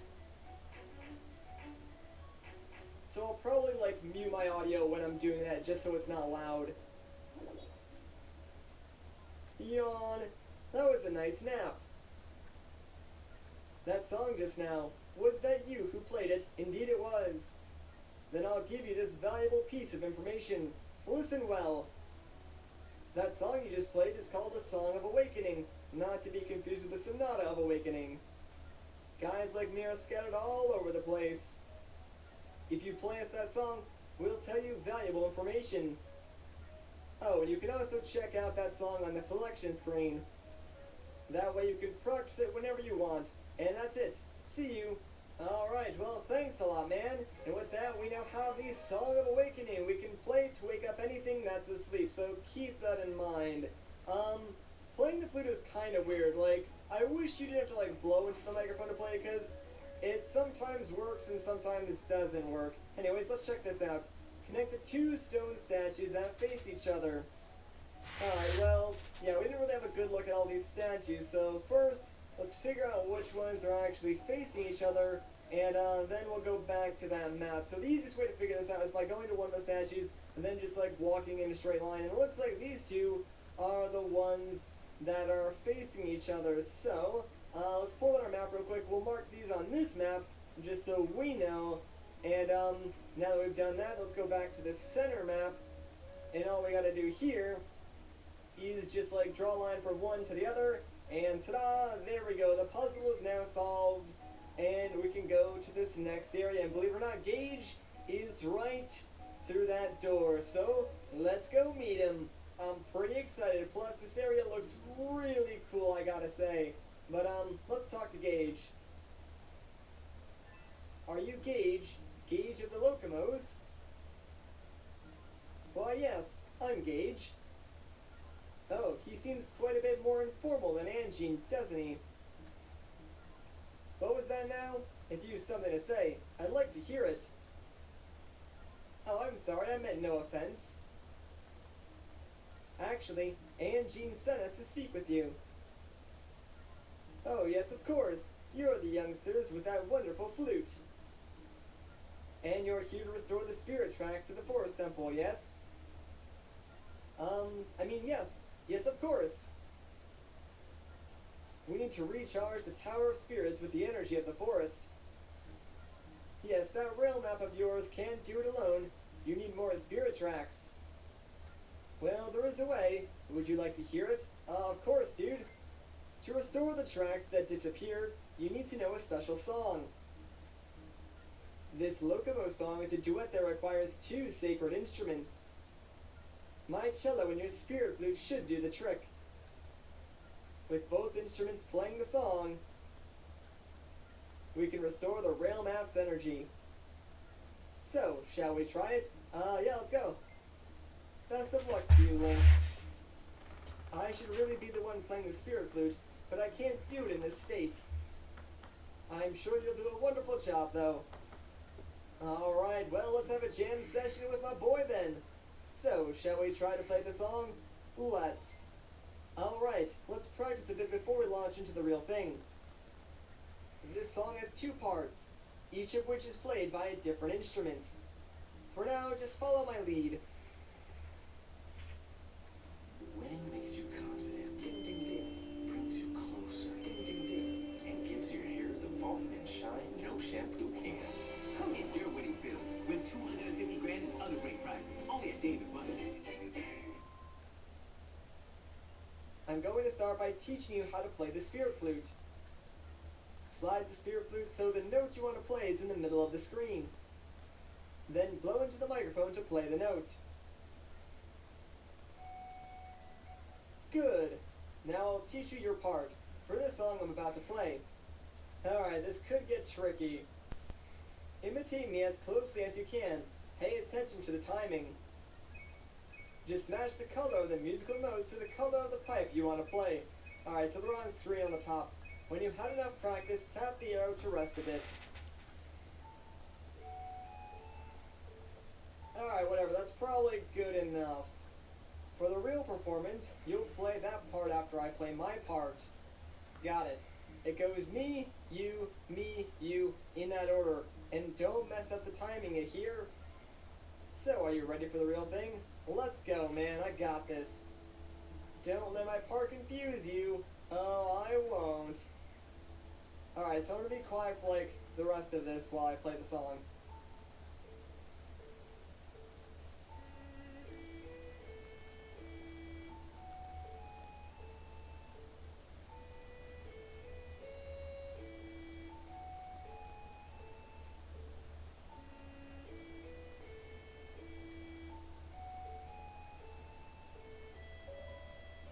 Hey, there we go, we did it.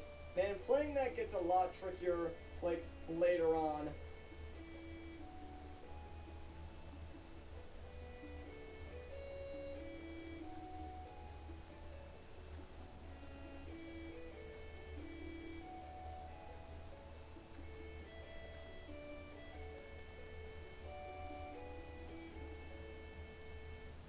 Aw, that was beautiful. And we completed the duet with Gage, the Locomo of the Forest Realm.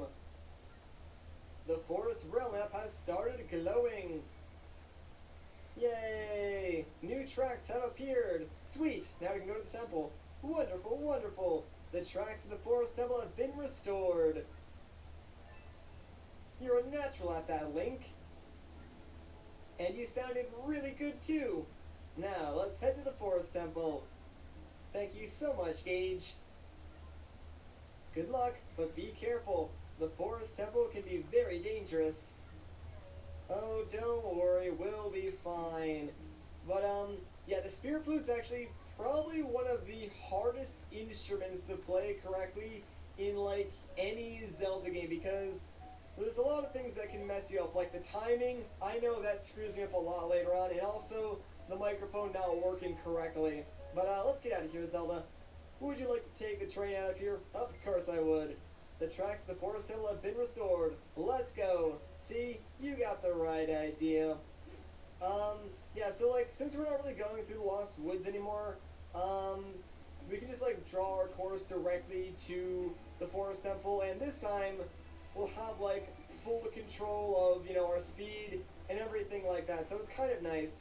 But back to what I was saying, yeah, the Spirit Flute gets really complicated, especially with like the more complex songs. So yeah, once we get later on in the game, you'll probably see me struggling to play it quite a bit. And actually, that could be a good comment question for this video, considering like I've completely forgotten to do those, you know, since Galaxy. But to those of you who have played this game, Did you guys like struggle with these spirit flute segments? Because I totally did, and I'm actually kind of worried that like I might have that trouble again while playing this game, because honestly, I really haven't played Spirit Tracks since like the first time that I beat it. Probably a couple like weeks or a month after it came out, so it's been a long time since I've played this game. So it does feel kind of fresh, but at the same time, it's also very familiar to me. Anyways, one thing I want to point out is this bunny to my right. Can't really do anything with that right now, but just keep an eye out for them and know that they are there, because they do play an important role later on. Anyways, guys, guess what? We have arrived in the Forest Temple, like the first real temple of the game. And yeah, it's kind of weird. You sort of like just drive right into them with your train. But here we are. So this is the Forest Temple. Are you ready for what's to come, Link? Of course I am. Good. Then let's go. Alright, so like each temple will have sort of like an introductory room, kind of like this one, which is nice. Like you can dock your train there or whatever. But we're not going to take on the temple right now. We're going to save that for the next episode. So if you guys enjoy this part of like rating, would be greatly appreciated. If you want to see more, consider subscribing. But once again, guys, my name is Matt. Thank you so much for watching, and I'll catch you in the next one. What's up, everybody? Once again, my name is Matt, and welcome. Be right back.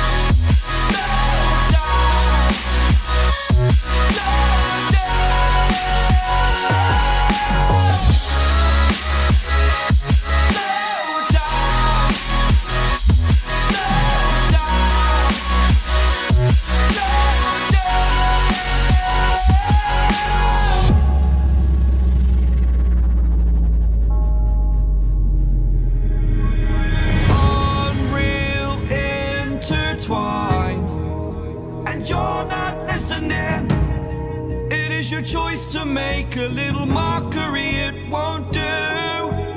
Further down the line, still surrendering, trying harder to forgive you. Candlelight has gone out. Some will win and some will lose.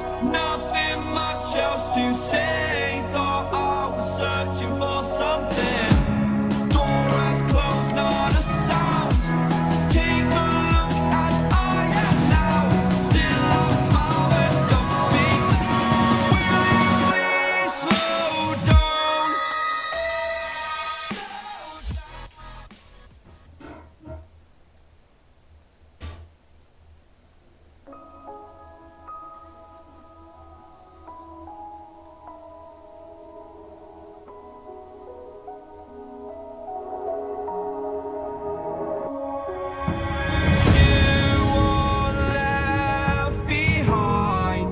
And I've lost everything, forever living in the dark. I feel so alive, still remembering what I want, but it ends with you. Candlelight has gone out.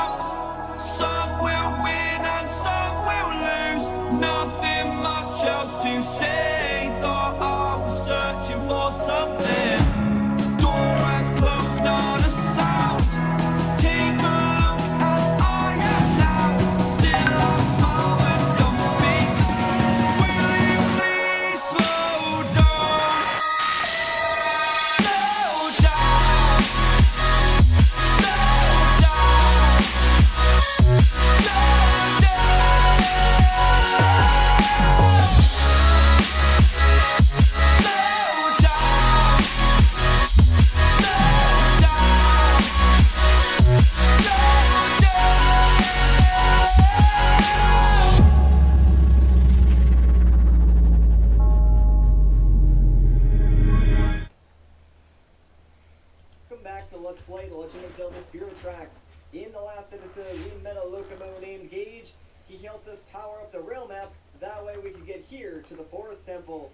And in this episode, well, we're going to take this temple on, but first, there's another one of these weird rocket ship stones, so let's investigate and learn a new song. We got green, white, and green. Well, let's do what we do. Pull out our spirit flute and play that tune. Alright, that should do it.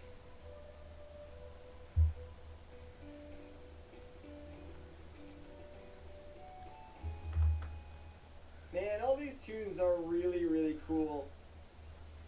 Hiya, thanks for summoning me.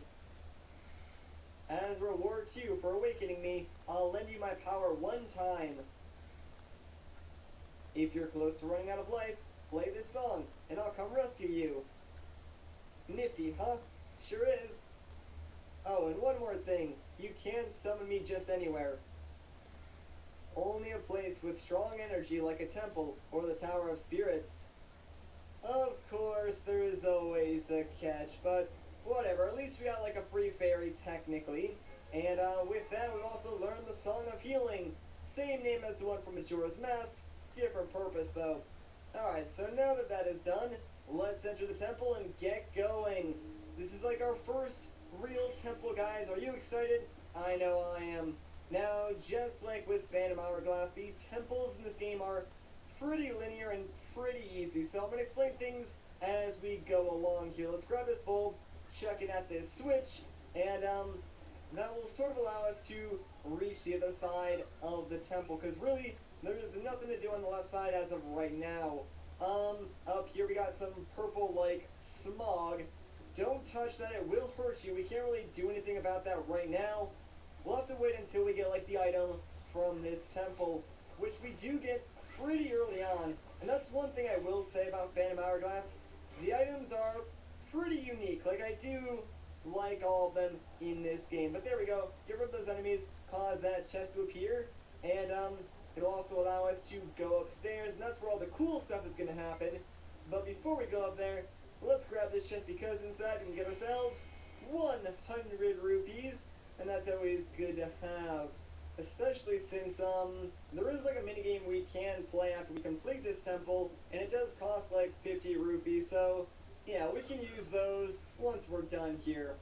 Alright though, looks like we got some more enemies to take care of. I forget what these guys are called, doesn't really matter honestly, but when you kill them, yeah, obviously they make like clouds of that weird purple smog, so be careful. However, we did just get a very large looking chest, so let's open this bad boy up, and inside we got the whirlwind, which is the item from this temple. Blow into the mic to send a cyclone in the direction you're facing.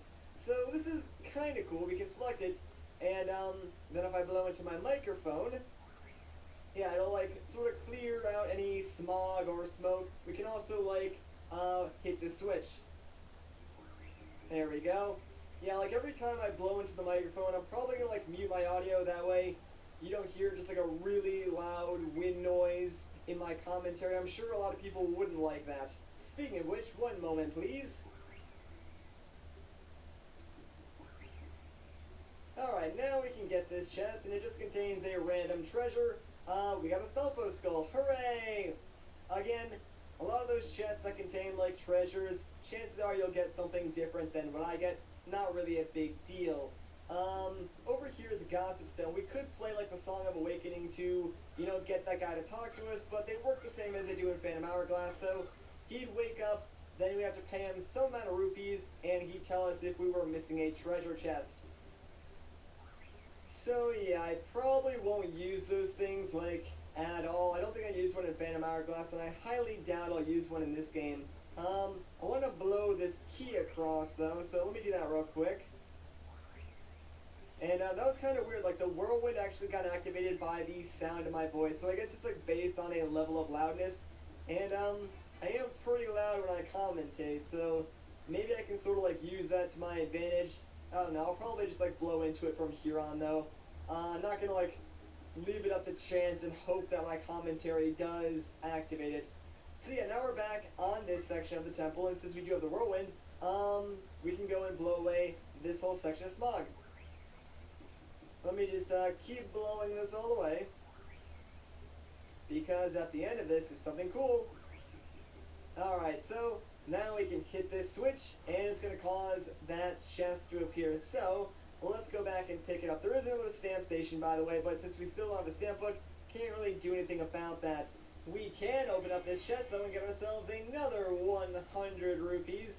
The game is just, like, handing them out to us now. Kinda nice. Alright, so let's unlock this door and access, like, the other side of this temple. Like I said, it's pretty linear, so, for this particular temple, you're pretty much going to be doing, like, one half, then the other half, and moving on, until, like, you know, you make progress, and so on and so forth. Alright, so now we got some new enemies. Okay, I did not even mean to, like, activate that there, but I'll take it. But yeah, these guys are called bubbles, and since we really don't have any other way to defeat them right now, what you need to do is, extinguish their, like, smoke or whatever with the whirlwind, and then attack them with your sword while they're stunned. You know, it'd be kind of cool, like, if I could consistently activate the whirlwind with just my commentary, that way I don't have to keep pausing, but I don't think I can. Hey, we got ourselves another wood heart. Cool. Yeah, we can't really do anything with those right now. Like, we can sell them later on for some money, but I guess for now, we'll just, like, keep it in our pocket. Our sweaty, gross, disgusting pocket. Alright, here we are on floor 3, and would you look at that, there's a switch over there. So, what do we gotta do? Well, we can blow this bulb. And just like that, it hits the switch, and causes that chest to appear. So I wonder what's inside it, guys. Gee. Well, would you look at that? It's something we need to progress through this dungeon. Yeah, like, this first dungeon is so easy. I'm honestly, like, not even trying, and we're still, like, blazing through this. Coming up, though, is something kind of cool. It's actually the mini-boss of this temple, even though we already have, like, the item. But yeah, there is still a mini-boss to fight. It's kind of out of order, I know, but whatever. We're just gonna roll with it. So, this guy is incredibly easy. To fight him, what you want to do is just get far enough away and blow that bubble back at him. Then if you do a spin attack, he dies in one cycle. He normally takes like 2 attacks, but since the spin attack counts as 2 hits, yeah, doing that makes this fight an absolute joke. So, well, now that that's over, let's just move back on up to the 3rd floor, and really, all that's left to do is, get the boss key, which you can see on the map, and bring it over to the boss door, which, is, well, right there. Look at that keyhole, Link. I think you'll need a special key to unlock it. Nice timing, Zelda. I was just talking about that. Alright, aw, these guys are adorable. Real quick, let me blow this. There we go. But yeah, they're worms. You hit them, they turn to bombs, then you can blow them into stuff. Let me just get rid of all this smog real quick. There's a lot of it here. This might take a while. Almost there. And hopefully that should be it. Nope, hang on. Alright, finally! Now we can go and get that chest. It was not worth it, man, because all this chest has is a random treasure. We got a pirate's necklace. Probably not worth it in the long run, but you know what? I still wanted to get it. Plus, we still need to come over here to hit that switch. That way we can unlock that door. Alright, give me 1 second, though. Okay, just wanted to get rid of that last little section there because I am so over this fog already, guys. You have no idea. Anyways, oh, this puzzle's actually really fun. So we got some bomb worms here. We just gotta, like, smack them, then blow them into the blocks, and now we gotta blow this other one right onto the switch. Gosh dang it, of course that would spawn at, like, the absolute worst time. Alright, should be able to do this with just this guy. And you need to get out of the way. So, really? Come on. Yeah, if you hit them when they're like curled up, they do explode, so you gotta be careful about that. I'm just gonna leave you there. We're gonna use you, and that should be all I need. There we go, finally. That took entirely too long to do, but now we have access to where the boss key actually is. So let's go grab it, and then we can go and take on the boss. There's really nothing else to do besides that already. I know, a really, really short temple. That big key looks like it will open the door in the center of the room. Let's take it over there. And yeah, you still need to carry the key over just like in Phantom Hourglass. Let's check this map though. It looks like a map of this room. What are these skulls? And what does this arrow mean? Well, it means that there's a specific path that we need to take this key on in order to bring it to the boss door without like getting attacked by a bunch of monsters and junk like that. Like, you could run over directly to the door, but stuff will come after you, so it's really not worth like the extra effort. So you might as well just take the safe route. It only takes a couple of extra seconds anyways. You can go right for the door, and when the monsters do come to attack you, like, the main goal is to take the key back to that room. You can fight them off, but again, it's really just like not worth the hassle because it's so easy just to walk it over like that and not have to deal with anything. So there you go. Boss key in the boss door, unlocked, and now we can go and fight the boss of this temple. Let's do it, man. I'm excited. Our very first boss battle for real, guys. You know, let's check out the slab real quick because, yeah, it's going to give us that blue light portal. That way we can go back to the beginning, but of course, we're not going to do that, man. We're going to go and directly fight this battle. But, where's the boss? Oh my gosh, it's a giant beetle thingy. I think it's like a stag beetle. At least that's what it looks like. It should give us his name in a second. So, obviously that's his weak spot. But this, my friends, is Stagnox Armored something. Colossus, I think it said. Couldn't actually read it. Anyway, so this guy is fairly easy to fight. Alright, wow, I did not even realize he was doing his attack animation. But, what you want to do is wait for him to charge at you, and when he does, there we go, you want to get behind him, pull out your whirlwind, and yeah, blow out the smog around his butt, and then just go ham on it, man. Beat that thing up. And honestly, that's really all there is to this first phase. The second phase is more fun, in my opinion, but we have to wait a little bit. Come on, dang it. I guess like I wasn't at like the proper angle there. You know, this video is going to be really weird with all the pauses. Every time I have to go and like blow this stupid whirlwind. Hopefully it's not too bad, like, you know, when you're watching it, but I feel like it could be a little bit awkward. Oh, whatever. It's just like, you know, how it's going to have to be. Alright, come on. There we go. Yeah, only one more hit, and now we're moving on to phase 2, baby. Like I said, this is the more fun phase, if you'd ask me, so I'm looking forward to this.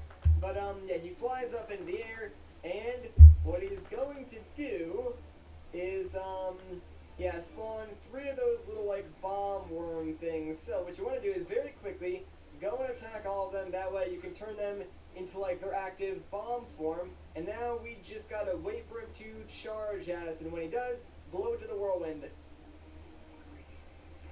And if you do it just like that, it's gonna stun him. And now we can attack his backside again. You know, it really doesn't seem like I did all that much damage. I think maybe I did get like 1 or 2 spin attacks in those, so that could be why he got up so quickly. Alright, dude, let's just get ready to stun these again. You could, if you wanted to, like, get rid of the, other ones that, like, you don't plan on shooting at his face, but I just like, to leave all 3 of them on the field anyways, because it doesn't matter. Here we go. Alright, perfect. Now let's get ready to go ham again. And, oh man, I was really hoping that was gonna be it. Alright, one more time, guys. Hopefully. Maybe 2. Not really sure because I haven't been keeping track of, like, what I've actually been hitting him with. But we'll find out in a second. So, come on, dude. Charge at me. And here we go for the third time. Is this going to be it? Yes, it is. Alright, wow, it was literally one hit away from dying. That's pretty crazy. Both phases, too, were like that. And check it out. We got ourselves a giant force gem looking thing. Except, like, we don't get to keep it, so... Yeah, I mean, I guess we freed it from its imprisonment or something. I don't really know, guys. This is a giant force gem. It's super powerful, and it's gonna go into this cool looking train pedestal.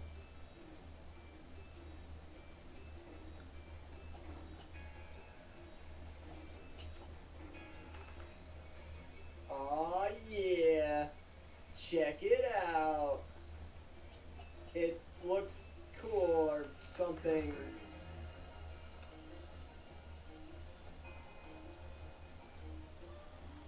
I mean, they're impressed, so I'm gonna be impressed too. It's like modern art, you know, no one really understands it. You just sort of like look at it and you're like, alright, I get this, when in reality everyone's like, who actually made this? Because this is the weirdest thing I've ever seen. But yeah, looks like a surge of power just went down the spirit tracks. And everything does go back to the Tower of Spirits, so I wonder what's gonna happen.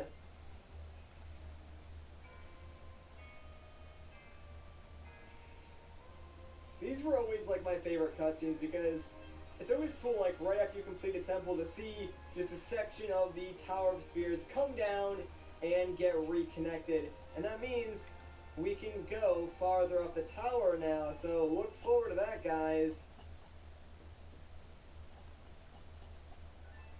Good job, Link. The forest rail map started glowing. Alright, cool. Can I use it as a flashlight now? Because that'd be pretty sweet. Guess not. Oh well. Look, Link. We can return to the temple entrance from here. Let's go back. Wait just a second, Zelda. We gotta open up this chest and get ourselves our very first heart container. Sweet. Now we have 4. Alright, now that is done though, yeah, there's really nothing left to do, so let's go back to the entrance of the temple then. And I guess we'll sort of get out of here because really there's nothing left to do in the forest temple. But I think we'll leave in the next episode. So if you guys enjoyed this part, a like rating would be greatly appreciated. If you want to see more, consider subscribing. But once again, guys, my name is Matt. Thank you so much for watching, and I'll catch you in the next one. What's up, everybody? Once again, my name is Matt, and welcome back to Let's Play The Legend of Zelda Spirit Tracks. In the last episode, we finished at the Forest Temple and restored some power to the Tower of Spirits, so now it would seem like we have access to another floor. In this episode, before we go back to the tower, I kind of want to take care of a quick side quest, so let's talk to Zelda and get out of here. Should we get going on the train? Yes, we should. Okay, then, let's go. Alright, so like I said, I want to take care of a quick side quest, and that side quest is going to be back in Hyrule Castletown, so it is technically along the way to the Tower of Spirits. In fact, we will probably end up at the tower like before the end of this episode, at least that's the plan. So let's just draw our route and get on our way here. Now, the problem with this game, or at least one of the issues that I have with this game, is the travel system. Like, don't get me wrong, I like the train, I think it's cool, but its implementation could use a little bit of tweaking, in my opinion. Like, it is kind of slow, and there is sort of like a quick travel mechanic they give you later on, but honestly, I don't think it's that great. Like, I much prefer the quick travel mechanics in Phantom Hourglass and Wind Waker over the one in Spirit Tracks, which is very rare of me to say because 9 times out of 10, I'll just say, you know, Spirit Tracks, it does everything better than Phantom Hourglass, but this is like one area where Phantom Hourglass kind of has the upper hand. That being said, in the future I may start cutting these segments out. I'm not entirely sure yet. In fact, you know what, that can be our common question for this video. So, in the future, to sort of streamline these videos, would you guys mind if I cut out some of these travel segments? Like, only to areas where we've already been though. Like I'll leave in areas that we haven't been to or traveling to those areas just so you can like see the proper route and stuff like that. Anyways, we got this going on now. So the normal trains have now turned into scary demon blow up bomb train thingies. Yeah, you do not want to run into those. Trust me, it's an instant game over. Not cool, man. Not cool at all. What was that? I don't know, man. I don't know what just happened, but it doesn't look good. Let's just stay away from those trains. I think that would be best. Yeah, me too. Like I said, if you crash into one of those trains, it is an instant game over. So, yeah, these guys don't mess around. And, one thing I should mention is that they are slightly faster than our train's max speed. So, if one of them gets behind you, you better try and shake that thing off your tail because it will catch up to you eventually and pose a very big threat. Also, one thing that's really stupid, by the way, is the fact that if you go to like dock at one of the stations and one of those trains is behind you, if you come to like a full stop and you're about to get off the train and one of those trains hits you, it still counts as a game over. Trust me, that has happened to me so much, like the first time I played through this game, because it's such a dumb way to die. It's like, oh man, the station's right here, I'm gonna make it. You pull it, you stop, it's like, come on, you're about to get off, and you explode and die. It is the worst feeling ever, because then you get a game over, and you have to go back and do like that entire segment again. It's not fun, guys, so just stay away from those trains, trust me. Alright, we are approaching Hyrule Castle Town, so let's just pull into the station here. That way we can get off and do what we need to do. Should be a fun little side quest, actually. I'm looking forward to it. It's been so long since I've been home. I wonder how Alfonso and Teacher are. Well, you know what? We'll find out soon enough. Now is not the time to worry about them. Instead, let's head over here to the bottom right building, and inside, we're going to play a little game by talking to this person who looks exactly like Jolene. Hey there, my green friend. How are you? This is where we play Take 'Em All On. As the name suggests, your mission is to knock down every enemy in sight. Now make no mistake, this isn't a game for the faint of heart. Wanna play? Maybe. Is that a twinkle I see in your eye? Okay, listen up, Greenie. It's simple. I'll open a door for you in a second. Just past that door is a monster-infested dungeon. It's no place for weaklings. Your goal is to get rid of all the baddies and get to the end of the dungeon. However, you'll find nothing to restore your health inside. Nothing at all. Depending on where you are, your items won't work either, so watch out. If you pay attention, it'll be lights out before you know it, Greenie. Now, what'll it be? Want to play Take 'Em All On? Yeah, let's do it. Playing once costs 50 rupees, okay? Sure, no big deal. Good, then I'll open the door on the right. Have fun in the wonderful, wacky world of Take 'Em All On. Oh, you know I will. Alright, so this is basically like the beginner level of this minigame. So, there are like harder levels to take on later on, but for right now, this is all we can really do. If you've played A Link Between Worlds, this is basically like the Treacherous Tower, so I guess you could say they maybe got the idea from this game, since you pay rupees to go into basically an enemy gauntlet, and there is no health restock items, so if you die, you get kicked out, and your goal is to make it to the end, and you'll get like a fabulous prize. In this case, it is definitely worth doing this because the prize we get is well worth over 50 rupees and a couple of floors of like fighting through some bad guys. I'm not too sure how many floors there are. There might be around like 10, but the game doesn't really tell you, and I totally didn't count like the first time I went through here, so I have no idea. But yeah, most of the enemies that you're going to see in here are just like stuff that we fought before, like in the first dungeon and so on and so forth, so nothing really too hard. except for these bubbles. So I'm gonna try and take all these guys out really quickly, just so like I don't have to worry about pausing every time I go to blow into the mic. And please let that be the last bubble. Alright, good. Now it's just these two rats. Honestly though, the rats are still kind of hard because they move around like very, very quickly, and that's one of like the hardest things about the combat in this game. Enemies that move fast are like, one, really hard to hit, and two, they can do a lot of like cheap damage to you just because you'll go to like tap on them, they'll move, then instead of attacking them, you'll move to like where they were, then they'll run around you and do like a heart or a quarter heart of damage, and that does add up over time, so it can be very, very obnoxious. You know, I probably don't even have to use the whirlwind to kill these guys. Might make it go a little bit faster though, so let me try and blow them into each other. Well, that didn't work. Well, okay, that worked, I guess. I'll take it. I mean, I'm not going to complain. I was going to complain, but I mean, it worked, so yeah. Hey, let's move on to the next floor. Hopefully we're done. Are we close? Nope, doesn't look like it. I thought we were, but, I guess not.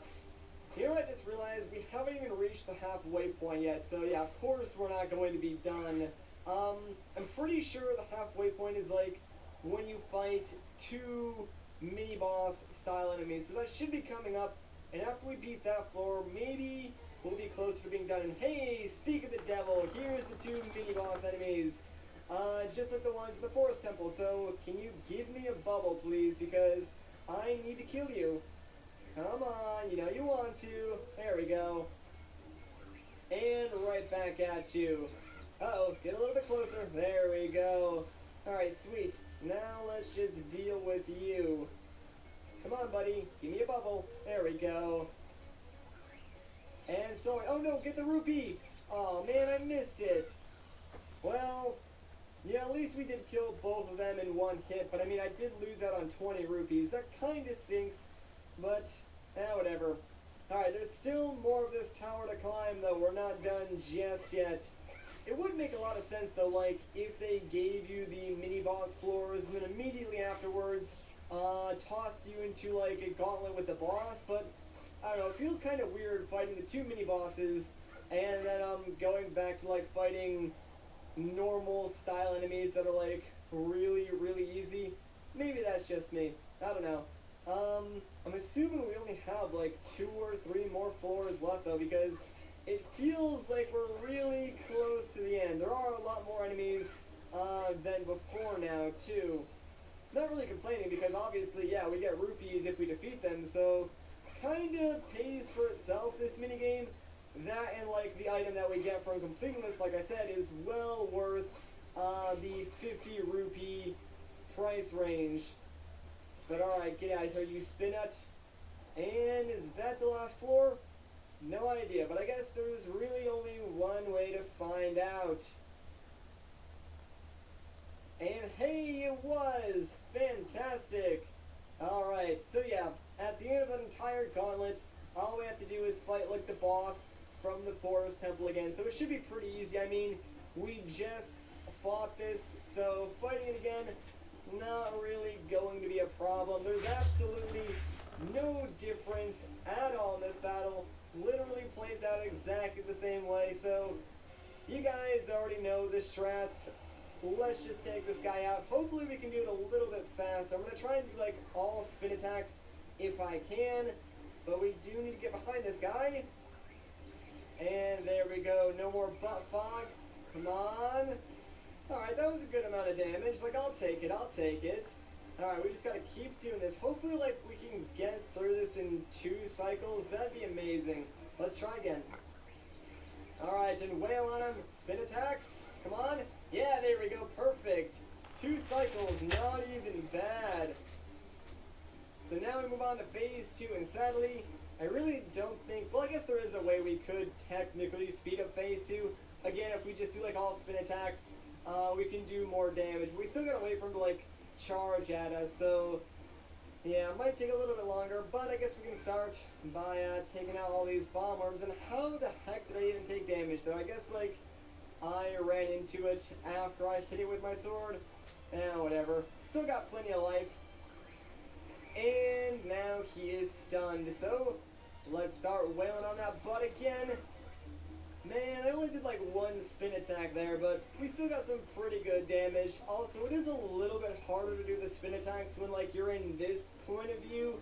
Not really sure why that is, but might be like a personal thing. I don't really know. What I do know is that this guy needs to charge down now because I'm ready for him. Like, seriously, dude, come on. Like, what are you waiting for? There you go, finally. Jeez, that took like a lot longer than, I don't know, it normally would. That is one thing I really don't like about this particular battle, is just because there is so much waiting when you get into phase 2, and it's kind of like making the fight go on longer than it needs to be, which is weird because I actually like phase 2 a lot more than phase 1. I just wish that it was faster. Alright, dude, charge on me. Yeah, there we go, see, perfect. That's how it should be every single time. And there we go. Down for the count a second time. Aw, poor little guy. I kind of feel bad for him. Well, not really, but I mean, I'll just say that to make him feel better. Anyways, we're done, so let's get out of here and get our prize, shall we? It's gonna be good, trust me.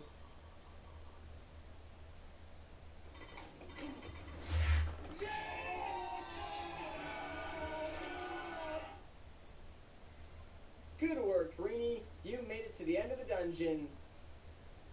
Your time was 6:55. Not bad at all. Here's your prize this time. Hope you like it. And we get ourselves another full heart container. Yeah, there's no heart pieces in this game, just like in Phantom Hourglass. I hope you'll come try again. I'm expecting big things from you, boy.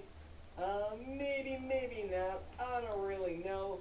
We probably will end up coming back here, though. So, now that we're done, I guess we can leave Castletown and go to the Tower of Spirits. So, where are you, Zelda? Let's get out of here. I missed the castle already. If I'd have known this was going to happen, I would have eaten all my favorite foods. Now I don't even have a stomach.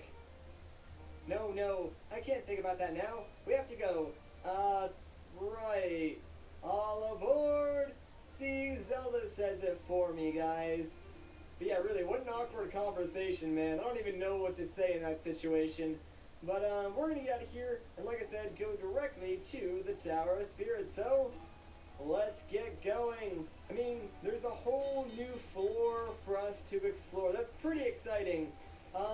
It's not gonna be as easy as the first section of the tower, but it's really not too hard yet. Like, we're still in that sort of like in-between section where like it's not super easy, but it's not super hard either. And wow, there's a scary bomb train demon thing following us, but yeah, we'll be fine because we'll go right to where like the tower is, and it'll put us like safely inside once we cross this gate.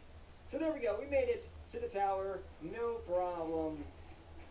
We should probably talk to Anjean though, since we haven't seen her since, you know, actually beating the Forest Temple, and she might have something to say to us. So, what's going on, girl? Thanks to you two, the Forest Temple has been re-energized. And now the Tower of Spirits has plenty of energy too. Thank you. What temple should we head for next? The next temple is deep in the mountains and closed off by snowstorms. But again, you must first obtain a rail map. Now that the energy from the forest is flowing into the tower again, you can go farther up the tower to the level of the next rail map. Obtain it quickly, you two, for you must get to the next temple soon. Got it. You can count on us. Alright, let's go get the second rail map, Link. You got it. Well, here we go again, guys. Into the tower. Look, Link. check it out. The stairs go up higher than they did when we were here the last time. Let's go to the new floor and find the next rail map. What do you think I'm doing? Now, this is one of the more annoying parts of the game, believe it or not. Climbing up all these stairs. Like, it doesn't take a long time now, but later on, boy, does it waste a lot of time.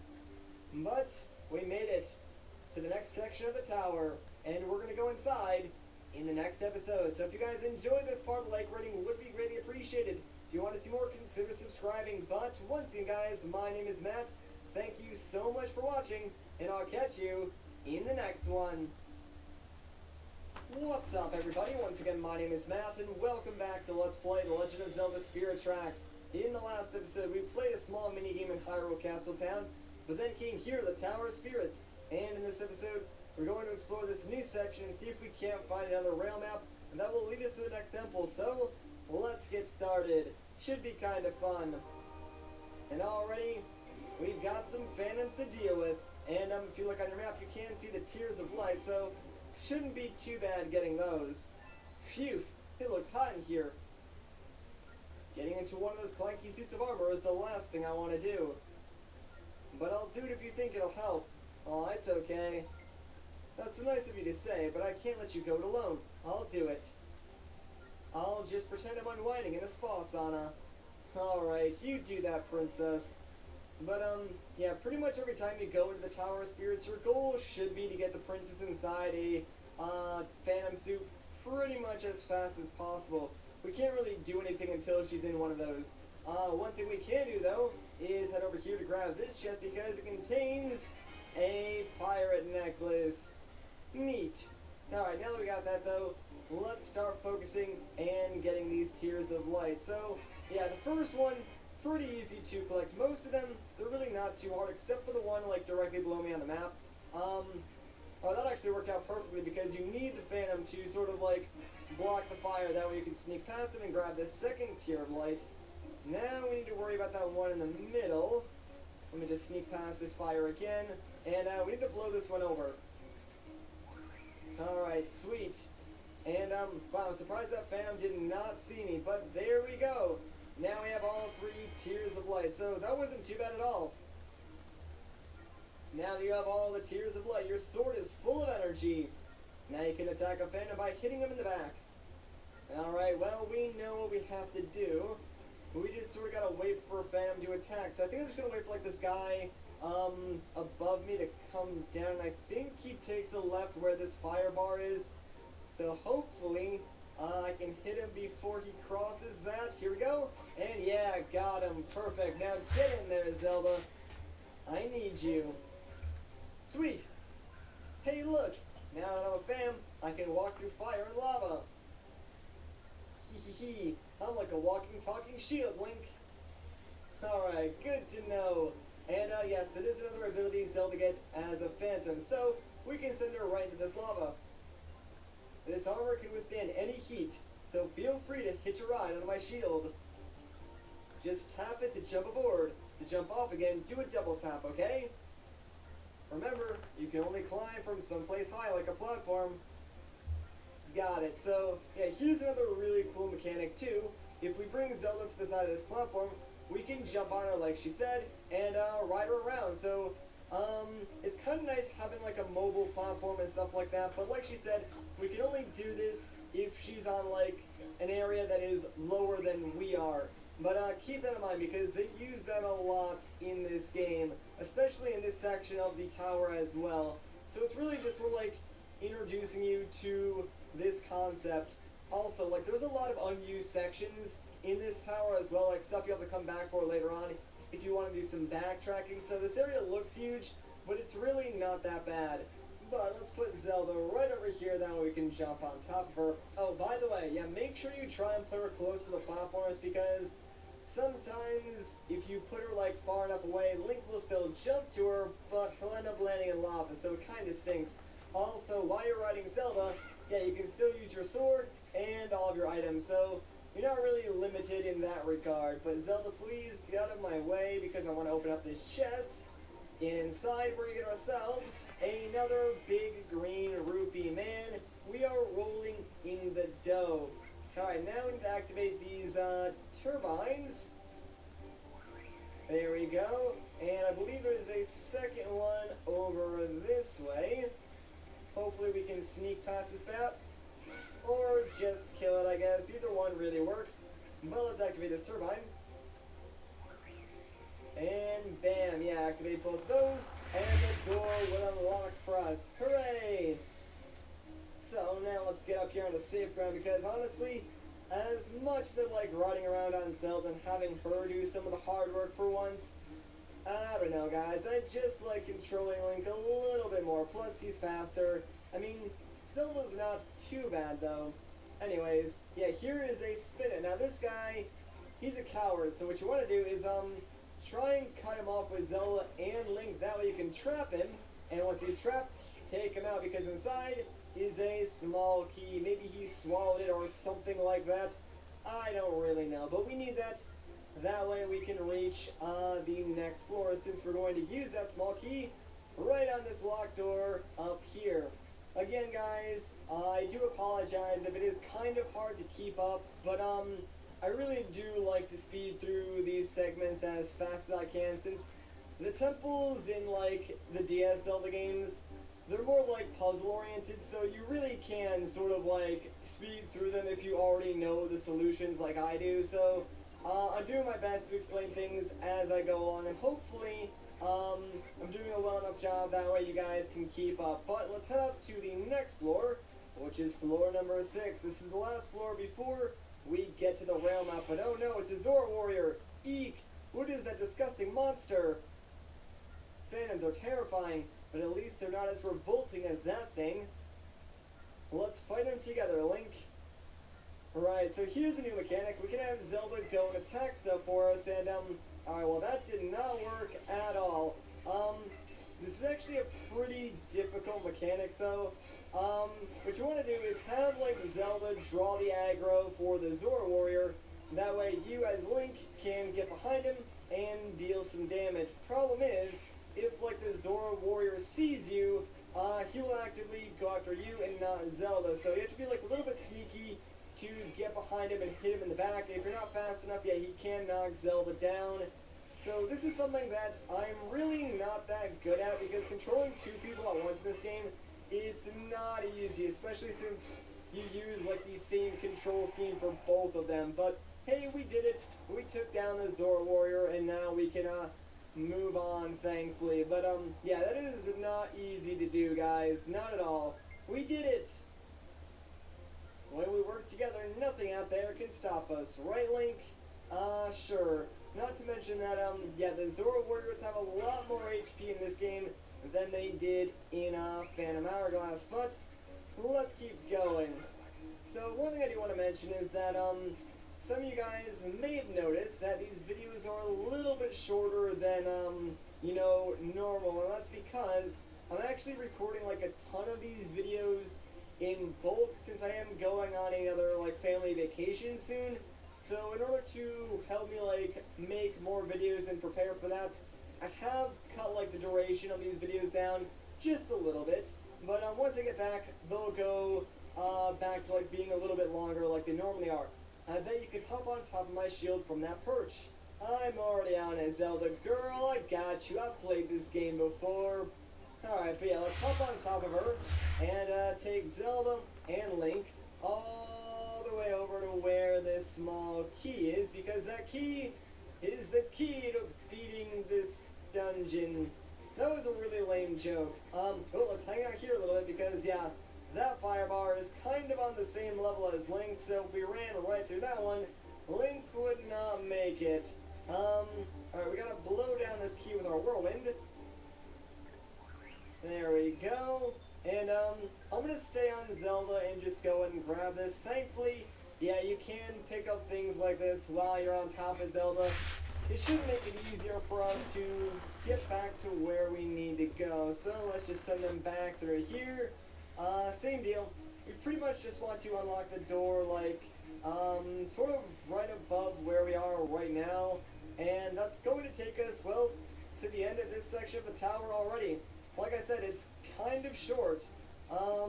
Now that we're on top of Zelda, we can't actually fight these mini blends, so let's just blow that guy off like whatever the thing he's riding is and run through this door because I really don't want to deal with them, to be completely honest, considering the end of the tower is right here, so there's really no point in wasting time.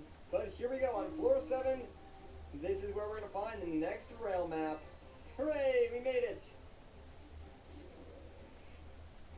And there goes the Phantom and our glowy sword. I'm back to the way I was before, Link. That must mean the rail map is in this room.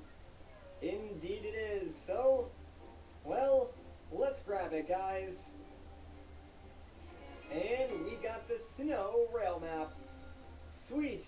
There's a whole new section now. Some of the lost spirit tracks on it are reappearing.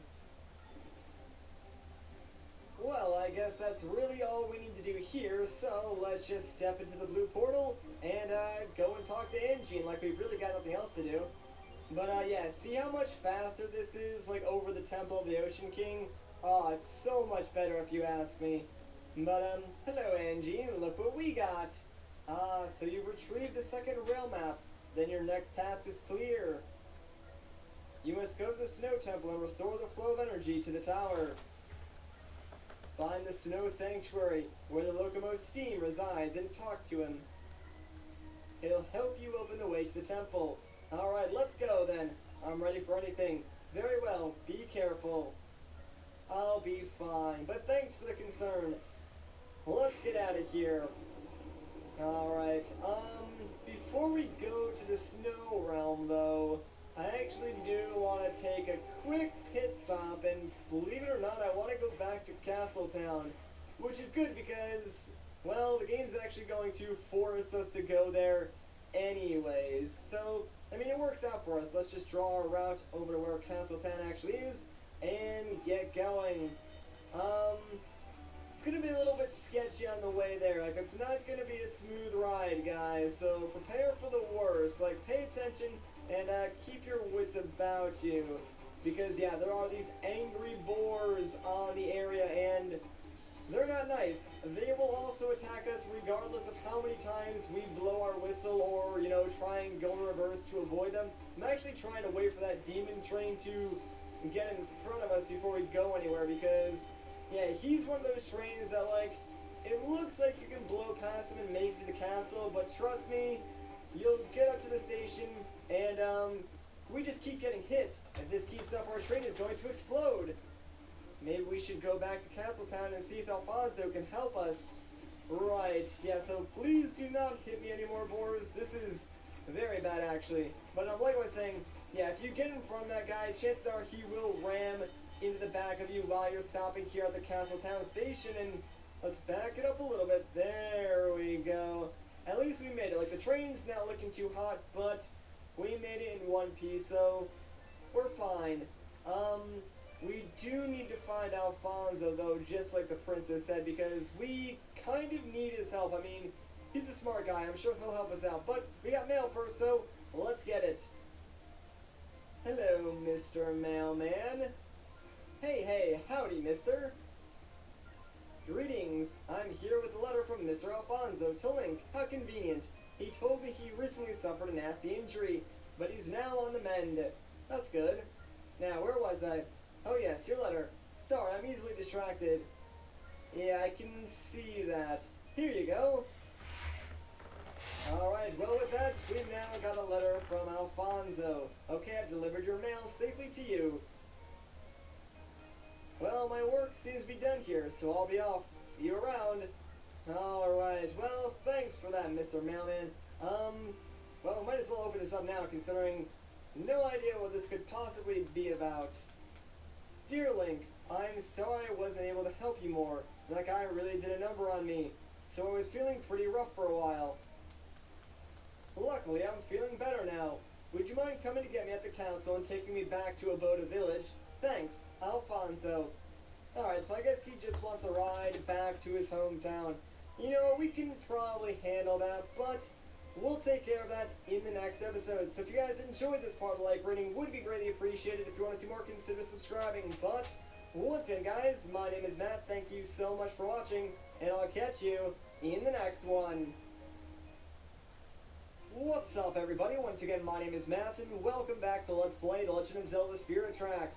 In the last episode, we got the Snow Rail map from the Tower of Spirits, and then came here to Castletown to talk to Alfonso, who conveniently sent us a letter asking for a ride back home. So, I suppose we can do that, and then maybe afterwards he will help us out with our little problem of monsters constantly attacking our train.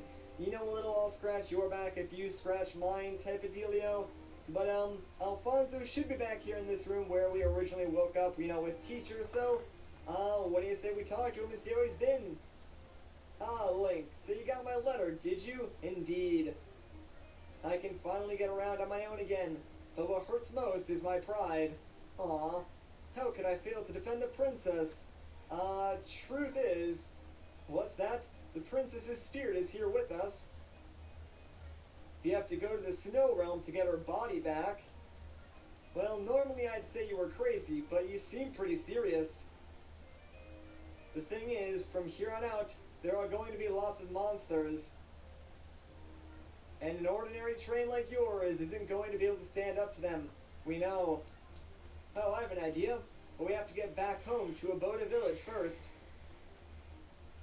Use your new train to take me back there. I'll be waiting at the station.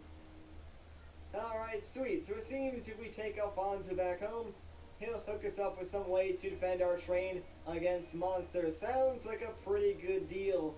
But, let's get out of here. There's really nothing left for us to do here in Hyrule Castle. Actually, you know what? Let's talk to Teacher while we're here. Why not? Ah, it's you again. Listen, the princess still hasn't returned. It's very troubling. Whatever should I do? I don't know, I'm just a kid. Teacher, I'm right here. Oh, drat, he can't hear me. Link, please tell Teacher that he doesn't have to worry about me. What was that, young man? You mean the princess's spirit is here right now? Of course, dude. You talk as if she's passed away. How incredibly insensitive of you. I'm sure she's just out wandering somewhere. But if I send the soldiers out looking for her, the kingdom would panic. I suppose I'll just have to go out and find her myself. Move aside. You're going the wrong way, dude. That's like in towards the castle. I guess no one is going to believe us. Come on, let's hurry and get my body back. I have to let Teacher know I'm okay. And, you know, maybe also run the entire kingdom. That should also be, like, up there on your priority list, Princess, but, who am I to say that to you? Anyways, yeah, let's get out of here by going back to the train station and bringing Alfonso all the way back to Aboda Village. So, you ready to go, man? Alright, so let's get back to Aboda Village. You got it. All aboard! That's a good sign he's feeling better. Come on, let's head to Aboda Village. I think it's kind of funny that, like, the game made us talk to both Zelda and Alfonso just to get on the train this time. Anyways, though, yeah, we have to go all the way back to Aboda Village, and it's kind of a long ride, so you know what? I think in order to save some time, I'm just going to cut until we get back there. Like, the route is pretty simple, plus we've already been there before, and I don't think anything interesting is going to happen along the way, so I'll just meet you guys once we get to the station. Okay, like I said, a pretty boring ride, but here we are, we finally made it all the way back to Aboda Village. This is one fine looking train, if you don't mind me saying. Thanks. And that ride was smooth as silk. Can't believe you got such a nice train from the Tower of Spirits. But like I said, I don't think it can handle the dangers you're likely to face. Let me rig something up for you. Sounds good, man. Where are you going? Oh, but it's gonna take some time to get it ready. Come back here in a while. Why don't you go visit old Nico while you're waiting? I'm sure he'd be happy to see you. Alright, well, I guess we can do that. And, that is, like, the perfect plan, considering if we go and talk to Nico, it's going to waste exactly as much time as Alfonso needs to rig up whatever it is that he plans on doing. So, Hello, Nico, my old friend. Hi there, Link. How was the ceremony?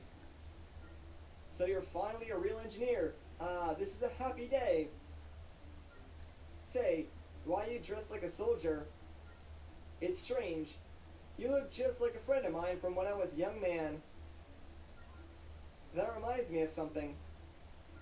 Since you can travel all over the world by train now, would you mind doing a favor for old Nico here? Sure. Back in the day, I used to love traveling. I visited so many exotic places. Every place I'd go, there'd be a station where I could get a special stamp. I never did figure out who built those stations. Anyway, collecting these stamps was a way to record my travels. I loved those little stamps more than anything, but back then, I didn't have anything with me to stamp them in. It was a sad state of affairs. Which brings me to that favor I was talking about, Link. Would you use this stamp book to collect those stamps for me? Here it is. And with that, we finally got ourselves a stamp book. Hooray! Now we can use those stamp stations. Please collect a whole mess of stamps for me. If you get a lot, I'll give you something special. Alright, well, sounds like a deal then. So, now that we finally, after all this time, have this stamp book, what do you say we go and get our first stamp, since there is a station, there it is. Alright, so, let's get our first stamp then. This is a stamp station. Would you like to stamp Nico's stamp book? Yes, we would. Alright, so, let's just put this in the center of the page, and hey, the date's actually correct. You know, I kind of felt like the internal clock on my 3DS was wrong, but I guess it's actually on the right date, so that's pretty cool. Now you guys can see, like, when I recorded this. Alright, now that is done, let's head over to the station because Alfonso should be done with whatever his surprise actually is. Hey, Link! Alright, Alfonso, what you got for me this time, baby? I'm excited to see what it is. Man, Alfonso sure does like his dramatic entrances. But, I like what I see already, dude. Oh, you got here just in time. Check this out, Link.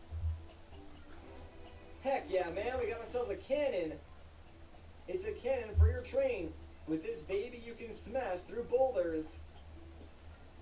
You can even knock out any baddies that get in your way.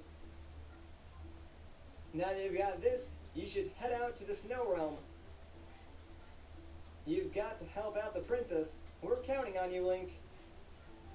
Alright, well, what do you say, princess? Should we get going? This cannon is just what we need. Now we can head to the Snow Realm. Let's go, Link. Alright, let's get out here. All aboard! Man, get to do it like twice in this episode. That's just great.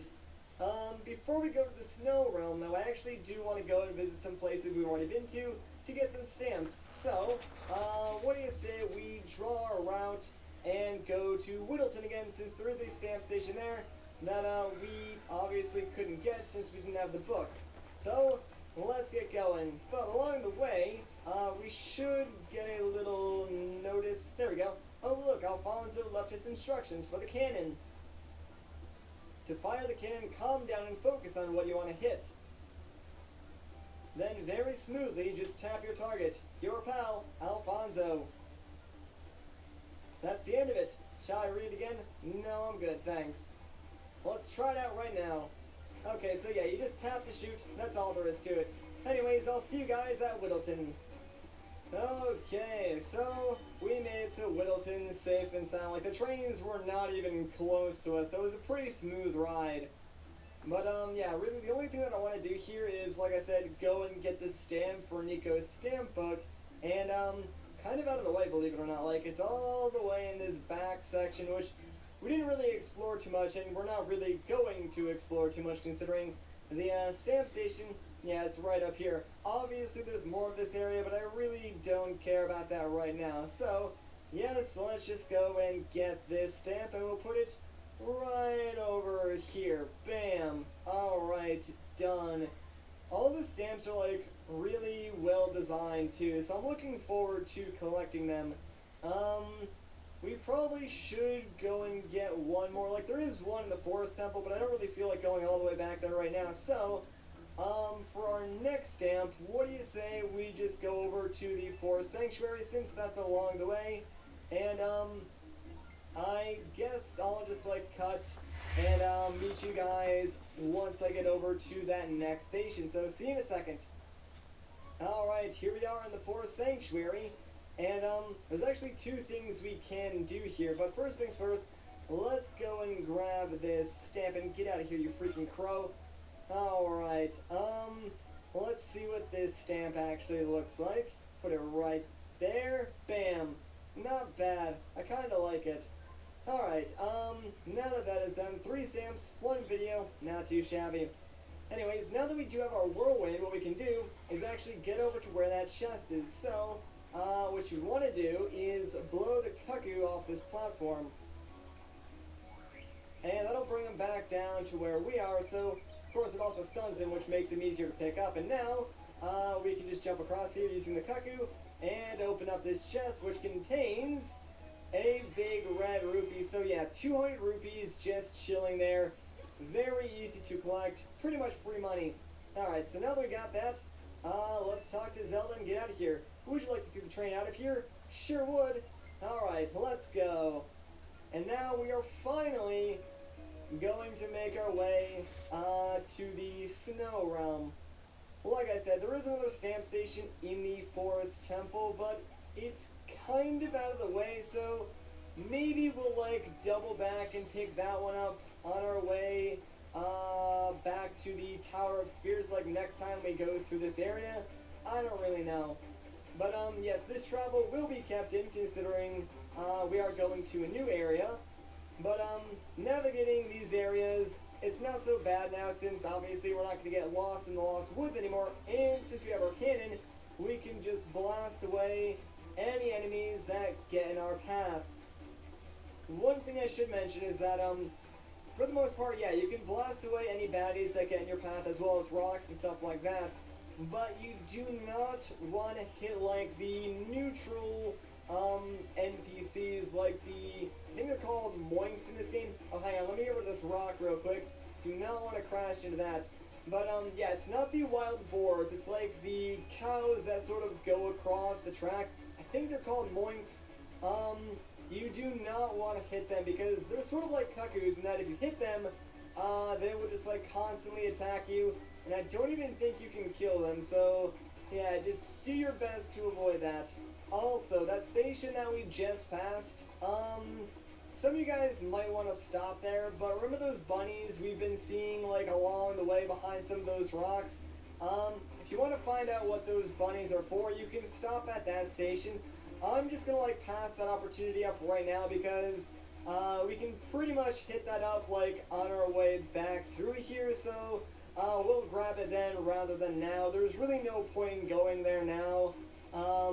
So, yeah, I just prefer to get it, like, on the way back rather than now. But if you want to stop there now, you can go for it. It's completely up to you. Anyways, guys, welcome to the Snow Realm. Yeah, it's a little bit weirder. Look, it's snowing. I haven't seen snow for years. I guess the princess really doesn't come up here that often. But, the tracks to our left are completely locked off, so we can't go up there yet.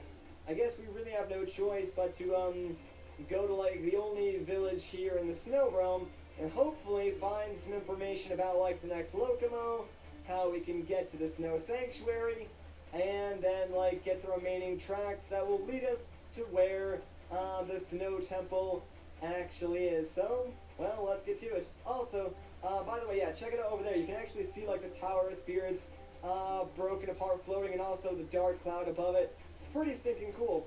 Anyways, let's slow down here, that way we don't blow past the station. And there we go, we made it. So, this is the Anuki village. Yes, the Anuki are back from Phantom Hourglass. And, there's still some problems that we need to solve with this tribe. Kind of like the same thing as Phantom Hourglass, but, slightly different. You'll see what I mean. Brr, this place is freezing. Though I can't really say for sure, seeing as how I have no body. But enough talk. We should ask the villagers about the Locomo in this realm. I agree. But, I guess we're gonna do that in the next episode. So if you guys enjoyed this part, a like rating would be greatly appreciated. If you want to see more, consider subscribing. But, once again, guys, my name is Matt. Thank you so much for watching, and I'll catch you in the next one. What's up, everybody? Once again, my name is Matt, and welcome back to Let's Play The Legend of Zelda Spirit Tracks. In the last episode, Alfonso hooked us up with a cannon for our train, so we were able to safely make it to the Snow Realm. In this episode, we're going to explore Nuki Village in hopes of learning the location of the next Locomo. But before we talk to anyone, directly in like the middle of this village, there is another one of these rocket ship rocks. So, what do you say we investigate it and learn another song, shall we? Alright, we got orange, yellow, orange, blue. And I guess that's it. So, let's try it out with our spirit flute.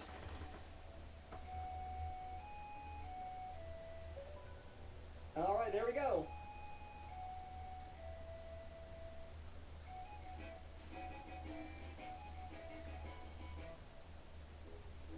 And there it goes, blasting off again, just like Team Rocket. And hey, a cool looking stone chest. But with that, we have learned the Song of Discovery. We can play it to find hidden objects. Alright, cool. And our first hidden object is inside this chest, so let's open it up and get ourselves a free red potion. And that'll restore 6 hearts. I only think we have 5 right now, so still kind of useful. Anyways, before I forget though, there is one more thing I want to do before we talk to people, and that is get the stamp for this location. So, it's right out in the back towards the right. Aw, doggies! They're so cute, except they viciously want to kill me. Alright, come on, calm down, man. You forced me to do that. I didn't want a doggy. Anyways, here's our stamp station, so let's just get ourselves a nice stamp for Nuki Village. And bam, there we go. And yes, I am recording this on the same day. Like I said, I'm doing a little bit of bulk recording just because I'm going away soon, so I need to make sure I have videos while I'm gone. But, doggy, seriously, calm down, man. Jeez. Alright, you know what? Let's just go and directly talk to, like, the village elder because I don't want to waste too much time here. I got bigger fish to fry, so what's going on, dude? If you're looking for the honcho of this place, you're staring right at him. Was that? You might be looking for the village honcho. Hi, honcho. You got a good head on your shoulders, guy. But enough about me. Is there a reason you wanted to talk to me? Well, yes. Was it? You want to go to the snow sanctuary? But the tracks going that way are all gone, guy. Honestly, though, when those tracks disappeared, us and Nuki were shocked.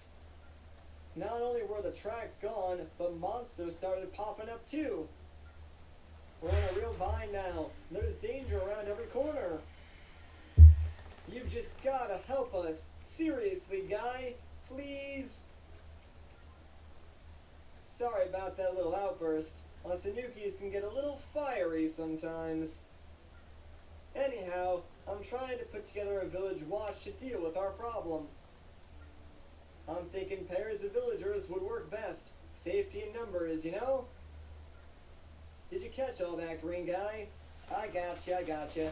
So we don't really have time to yak it up about going to the snow sanctuary.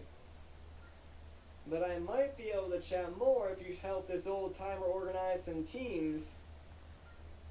What do you say, pal? Alright, I'm on it.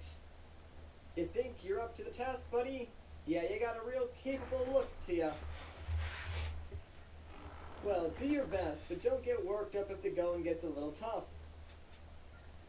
See, most of the villagers are a little picky about who they'll partner up with. Pairing them off is gonna be a pain, but I think you got it under control. Talk with folks in town, and come tell me when you found the best pairings. You catch all that, pal? Sure did. You gotta arrange the 6 villagers, including yours truly, into 3 pairs. I'm happy pairing up with any old Anuki, but some villagers are more picky. Talk to the villagers, take note of their preferences, and find good pairs. Right, so we've got another one of these quests, guys. Let's get started because this could take a while. we've been given quite a task. Let's start by talking to all the local villagers. So this is very similar to Phantom Hourglass, except instead of finding like the Yoku's disguise as an Inuki, we need to find out which Inuki hate each other and which ones don't. So I guess let's start by talking to this guy in the yellow. So what's up with you? Hey little green guy, I hear you're helping Honcho for monster hunting teams. I pity ya, I really do. See, us Inukis can be pretty particular. Not old Yeko, of course. I'm a real peach. I've just got one tiny preference. And that is, I'm not gonna name any names, but there's one guy in our village I can't stand. He's got wimpy horns and dresses in blue. There's only one Inuki who fits that description, so you should know who he is. You follow me on this? Good. See ya. Alright, so if we look at our map, yeah, obviously this guy in the yellow does not like this guy in the blue because he's the only blue guy who has wimpy horns, so they would not make a good pair. So that eliminates like one combination right off the bat, but obviously we can't finish it just based on that, so let's keep talking to people and might as well talk to the wimpy blue guy. Hey pal, I hear you're finding us partners out of the goodness of your heart.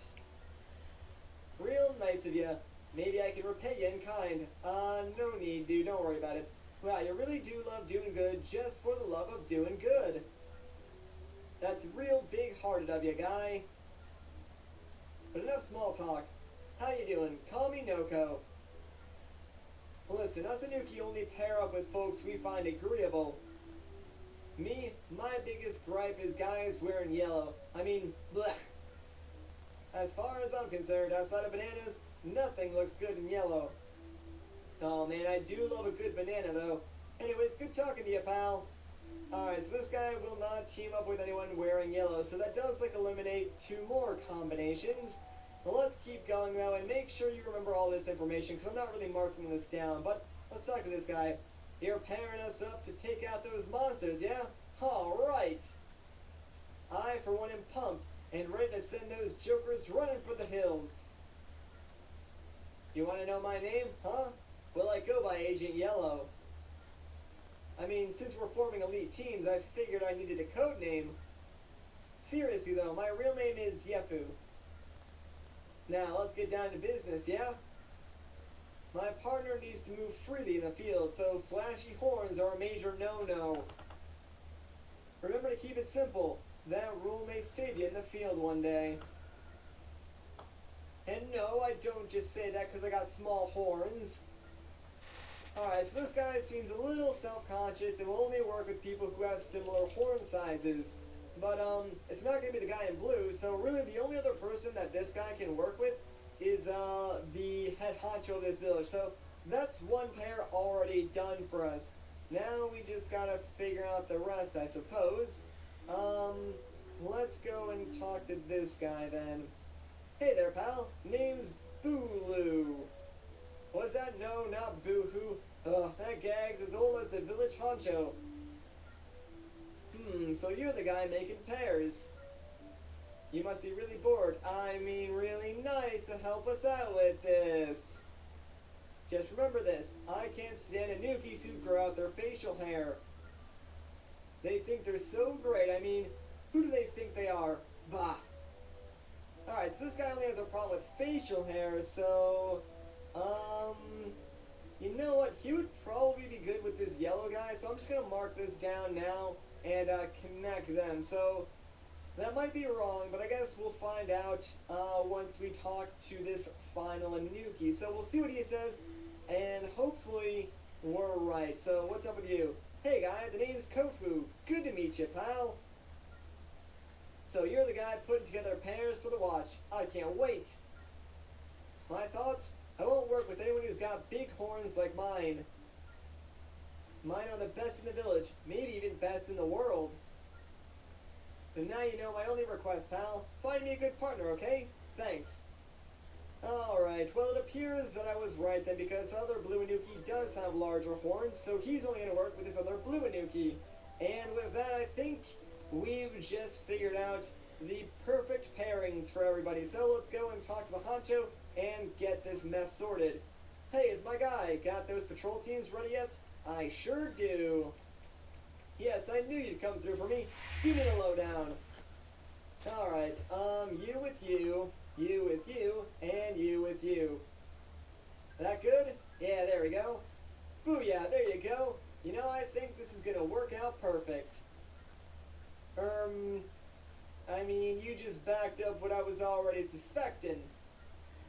I just needed you to double check for me. Right. Just the same, here's a thank you gift. And he gives us just 20 rupees. Thanks a lot, guy. Jeez. Why are you still hanging around here, guy? I thought we were all done. Not yet, dude. Come on. Oh, right. I was so jazzed about getting the teams together, I almost forgot. You were trying to make your way out to the snow sanctuary, weren't you? Indeed. Meeting with steam, right?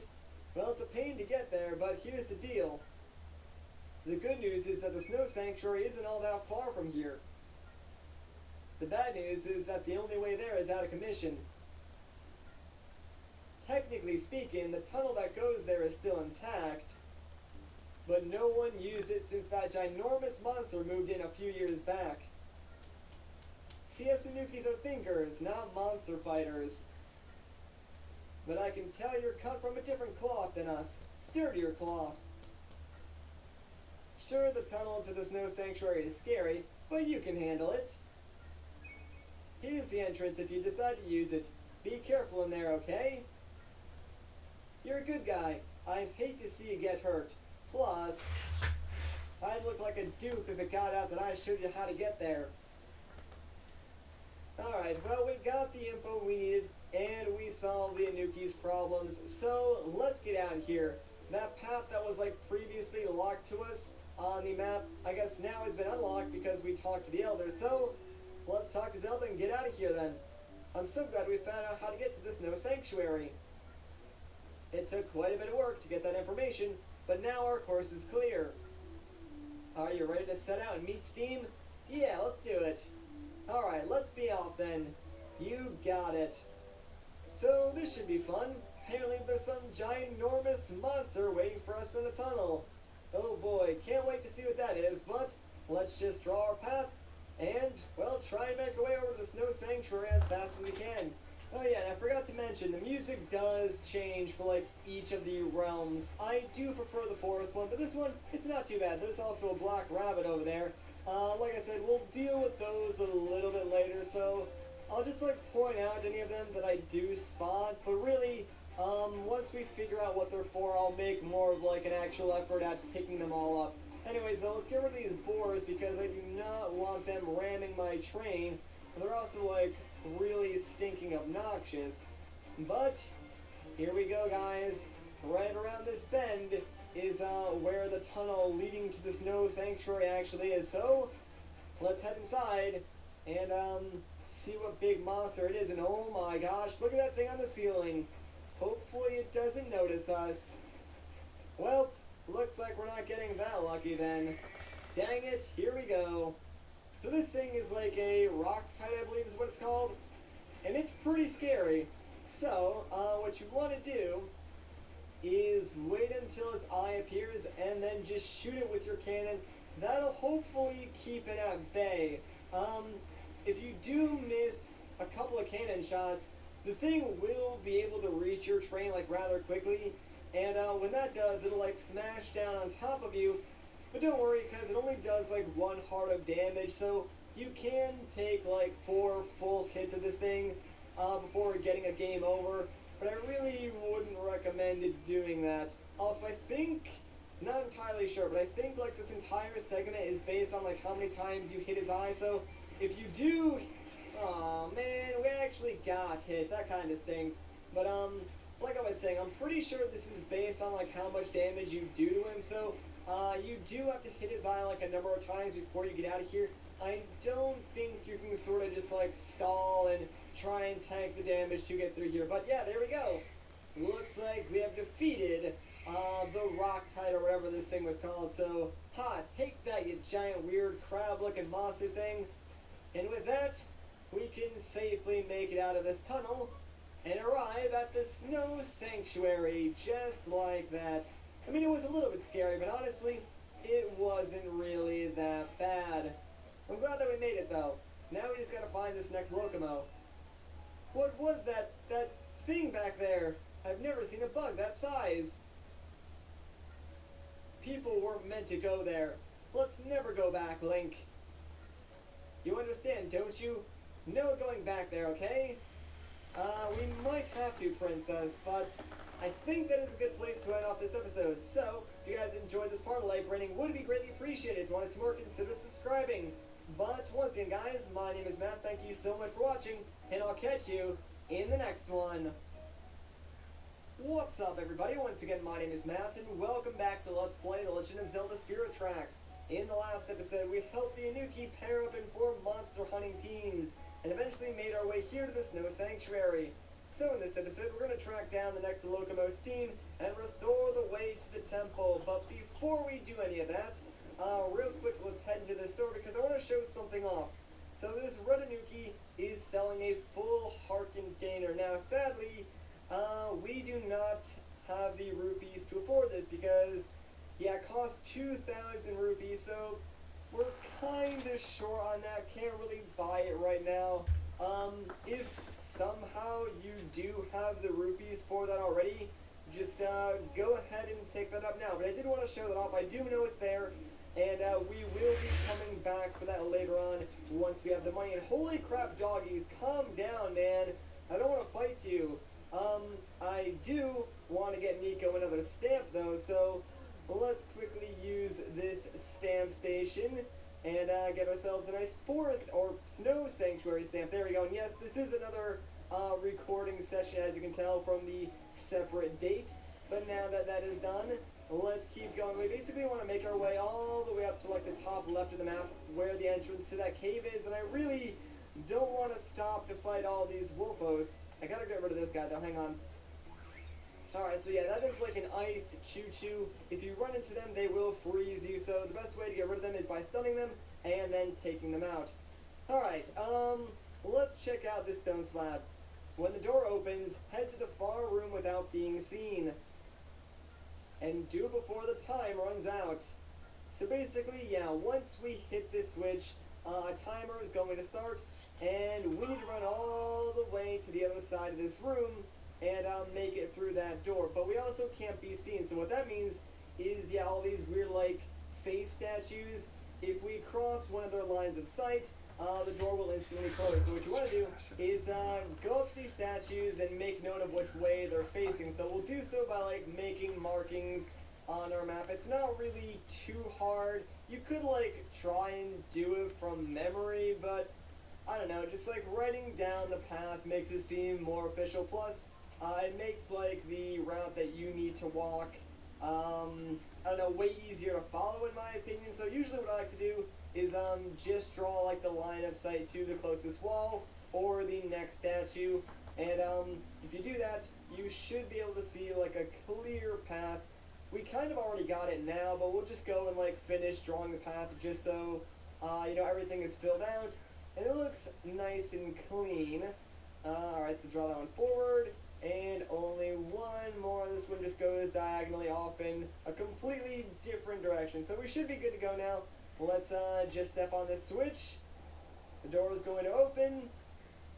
And now we gotta make a run for it. Thankfully, since we already drew the path, we know exactly which way to go. And I actually almost did like run that dude's line of sight, but we're good. And bam, see? Pretty easy puzzle, and now we're here with the next Locomo team. So, what do you say we talk to him? Excuse me, are you the guardian of this realm? Anjean told us you'd be here. Ho ho ho! Nice to meet the both of you. My name's Steam. I am indeed the guardian of the Snow Realm. Not hard to pick this old guy out of a crowd, is it? Ho ho ho! I've heard all about you two. You want to restore the spirit tracks, correct? That I do.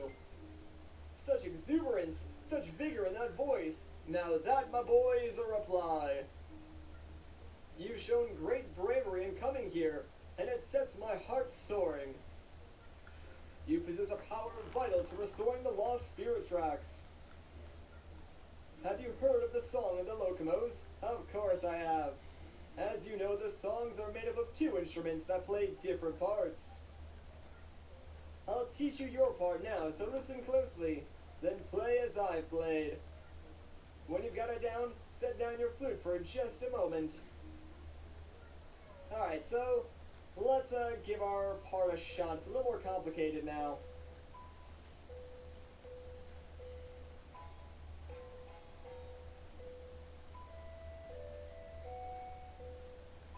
Alright, that should be enough practice for now. We got it down. Excellent. Now how about we try a real performance? Or would you like to practice first? No, I'm good. Let's just do it, man. Just remember that you have your own part to play, my boy. Don't let my part throw you off. Don't worry, we'll be fine. Let me just play this real quick.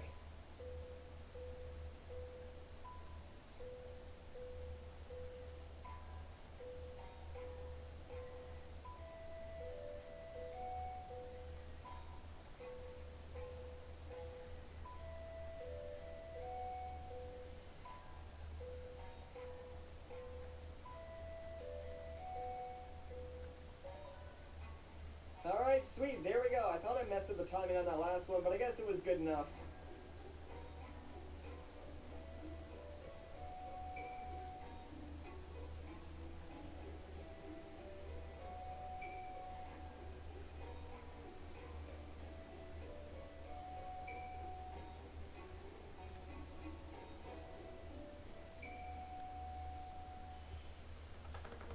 Peace out, leaving home just to change my phone plan. Hello, switching from my sofa. Goodbye, everything you can. Hello, Google Fire for plan that can.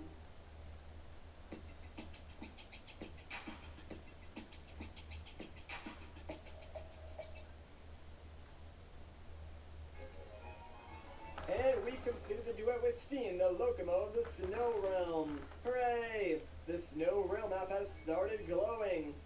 Holy moly, look at all those tracks. New tracks have appeared. Yeah, quite a few of them too. I haven't been that nervous about performing in I don't know how long. But now the spirit tracks to the Snow Temple have been restored. Go forth and may luck be with you. Oh, but there is one thing I should warn you of. Ferocious blizzards have been savaging the area around the temple. Be careful on your journey there. Well done, Link. Now, let's head for the Snow Temple. Thank you so much, team. Ho ho ho, good luck, you two.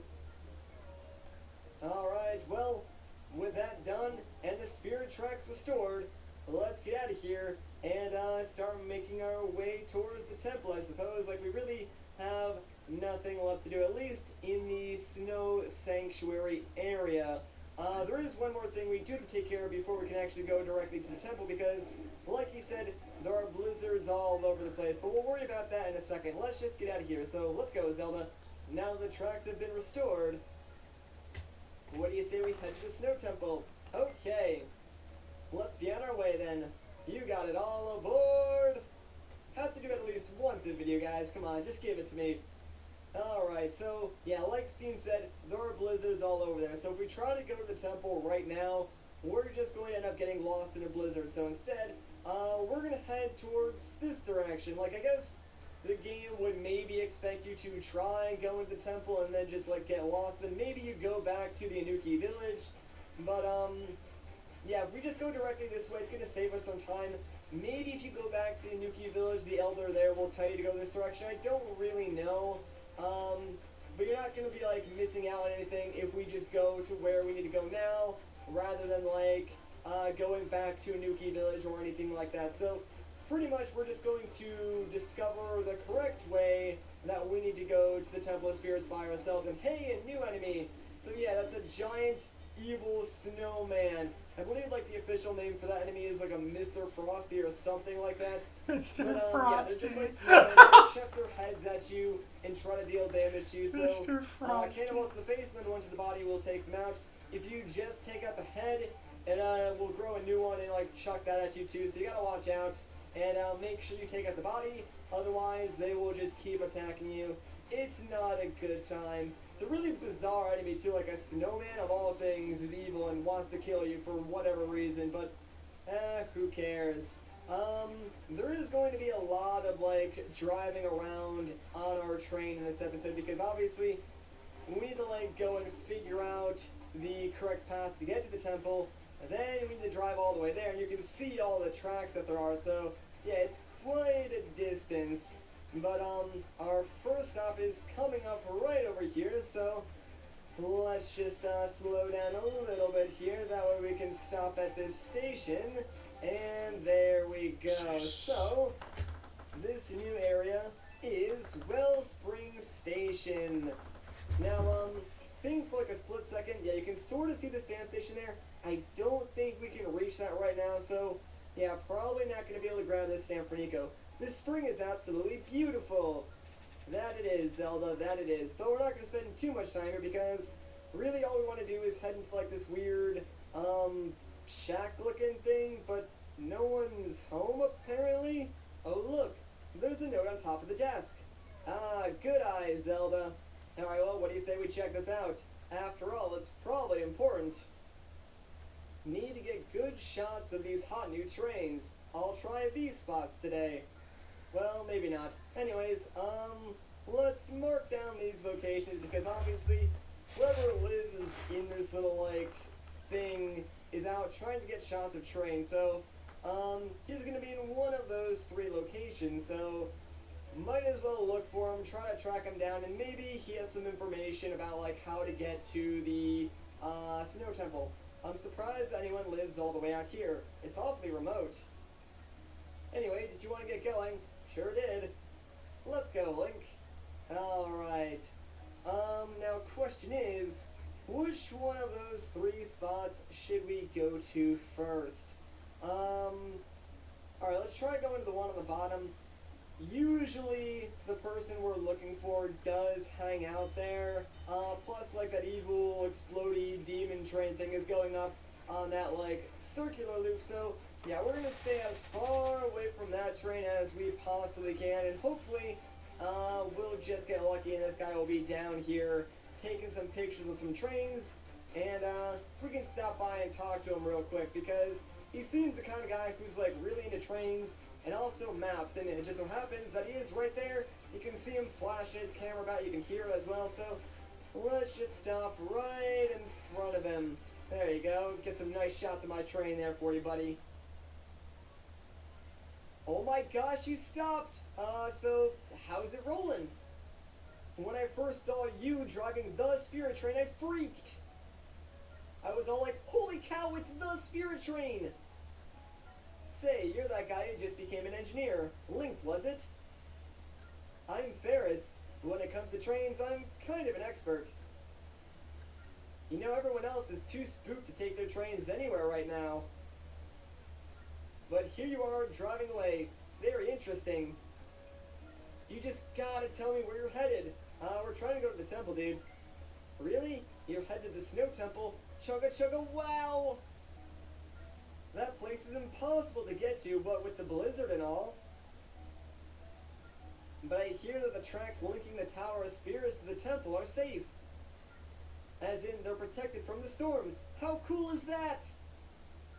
Say, maybe if you took those tracks, you might be able to reach the temple. Oh, I just remembered. I have an old map of the tracks around that area. Some parts are out of date, but the spirit tracks you're looking for are there. Alright, cool. Let's blow this dust off. And bam, there we go. So, if we just trace these lines on our map and follow this path, we should be protected from the blizzard and be able to make our way over to the Snow Temple. So, perfect, man. Thanks a lot. How'd it go? Were you able to decipher your path? No sweat, man. Well, if you ever want to look at my map again, just stop by. For now, I'll be here trying to catch some killer pics of locomotives in action. Alright, well, enjoy your hobby, dude.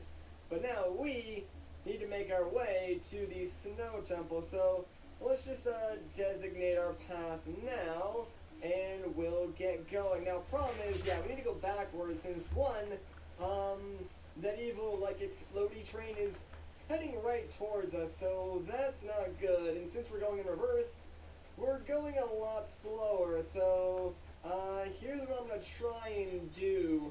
I'm gonna back up like past where this fork in the road is, and try and turn myself around that way. One, we can go full speed, and two, we can avoid, you know, this train like crashing into us. So hopefully we can just get past this, and once we do, let's head forward again, switch the tracks, and oh wait, hang on, switch them back, and now we should be in the clear. Like, yeah, we're gonna get this spooky evil train music, but trust me, he's not gonna follow us down here, so we're really not in any danger at all. Now, we are safely on our way to the temple. Hooray! I know, it took a long time just to, like, get to this point, but trust me, that was the last thing that we need to do. Now, as long as we, like, navigate safely through the blizzard, we'll arrive at the Snow Temple, no problemo. But unfortunately, it is kind of a long ride there, so yeah, we're gonna have to, like, keep our wits about us, take out some enemies along the way, and, I guess we can just enjoy the ride. I gotta say though, one thing I do like about the train is that, even though, like, to me, it's less entertaining than riding around on a boat, because you're sort of, like, locked to these specific routes that you have to take. What I do like about the train is just that, like, there's so much more going on in the world, because, like, you have these different environments, like the snow realm, the forest realm, etc., etc., and there's all these unique enemies that you get to see that are, like, exclusive to each realm, and then each realm has, like, a weird obstacle, like the blizzard or the lost woods or something like that. So it is pretty cool. Like, in terms of exploration, you are a little more limited, like I said, just because you're stuck to the tracks, but at the same time, you see more than just, like, a giant, big blue ocean like in Wind Waker or in Phantom Hourglass. So, I mean, it does have its pros and it does have its cons. I do like the big ocean of Wind Waker, so to me that sort of, like, trumps the cool atmosphere, I guess you could say, that Spirit Tracks does have.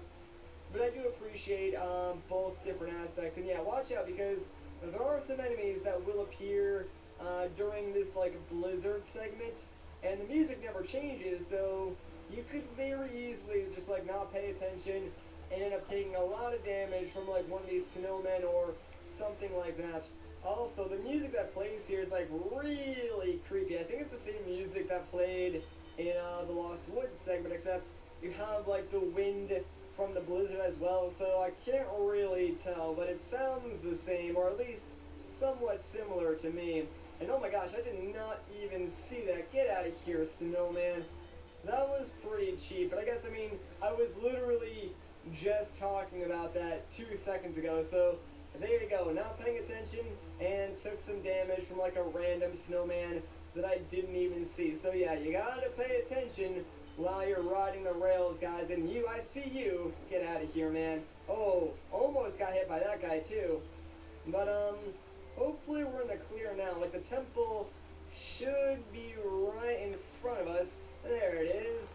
And holy crap, man, it looks like a giant castle or something. A really cool, like, outside design to this temple. But here we are. We finally made it inside the Snow Temple after all that time. Oh man, I'm excited. Our second temple, guys. So, this is the Snow Temple. Are you ready for this, Link? Of course I am. Then let's go. Alright, and we're going to take this on in the next episode. So if you guys enjoyed this part of the like rating, would be greatly appreciated. If you want to see more, consider subscribing. But once again, guys, my name is Matt. Thank you so much for watching, and I'll catch you in the next one. What's up, everybody? Once again, my name is Matt, and welcome back to Let's Play The Legend of Zelda Spirit Tracks.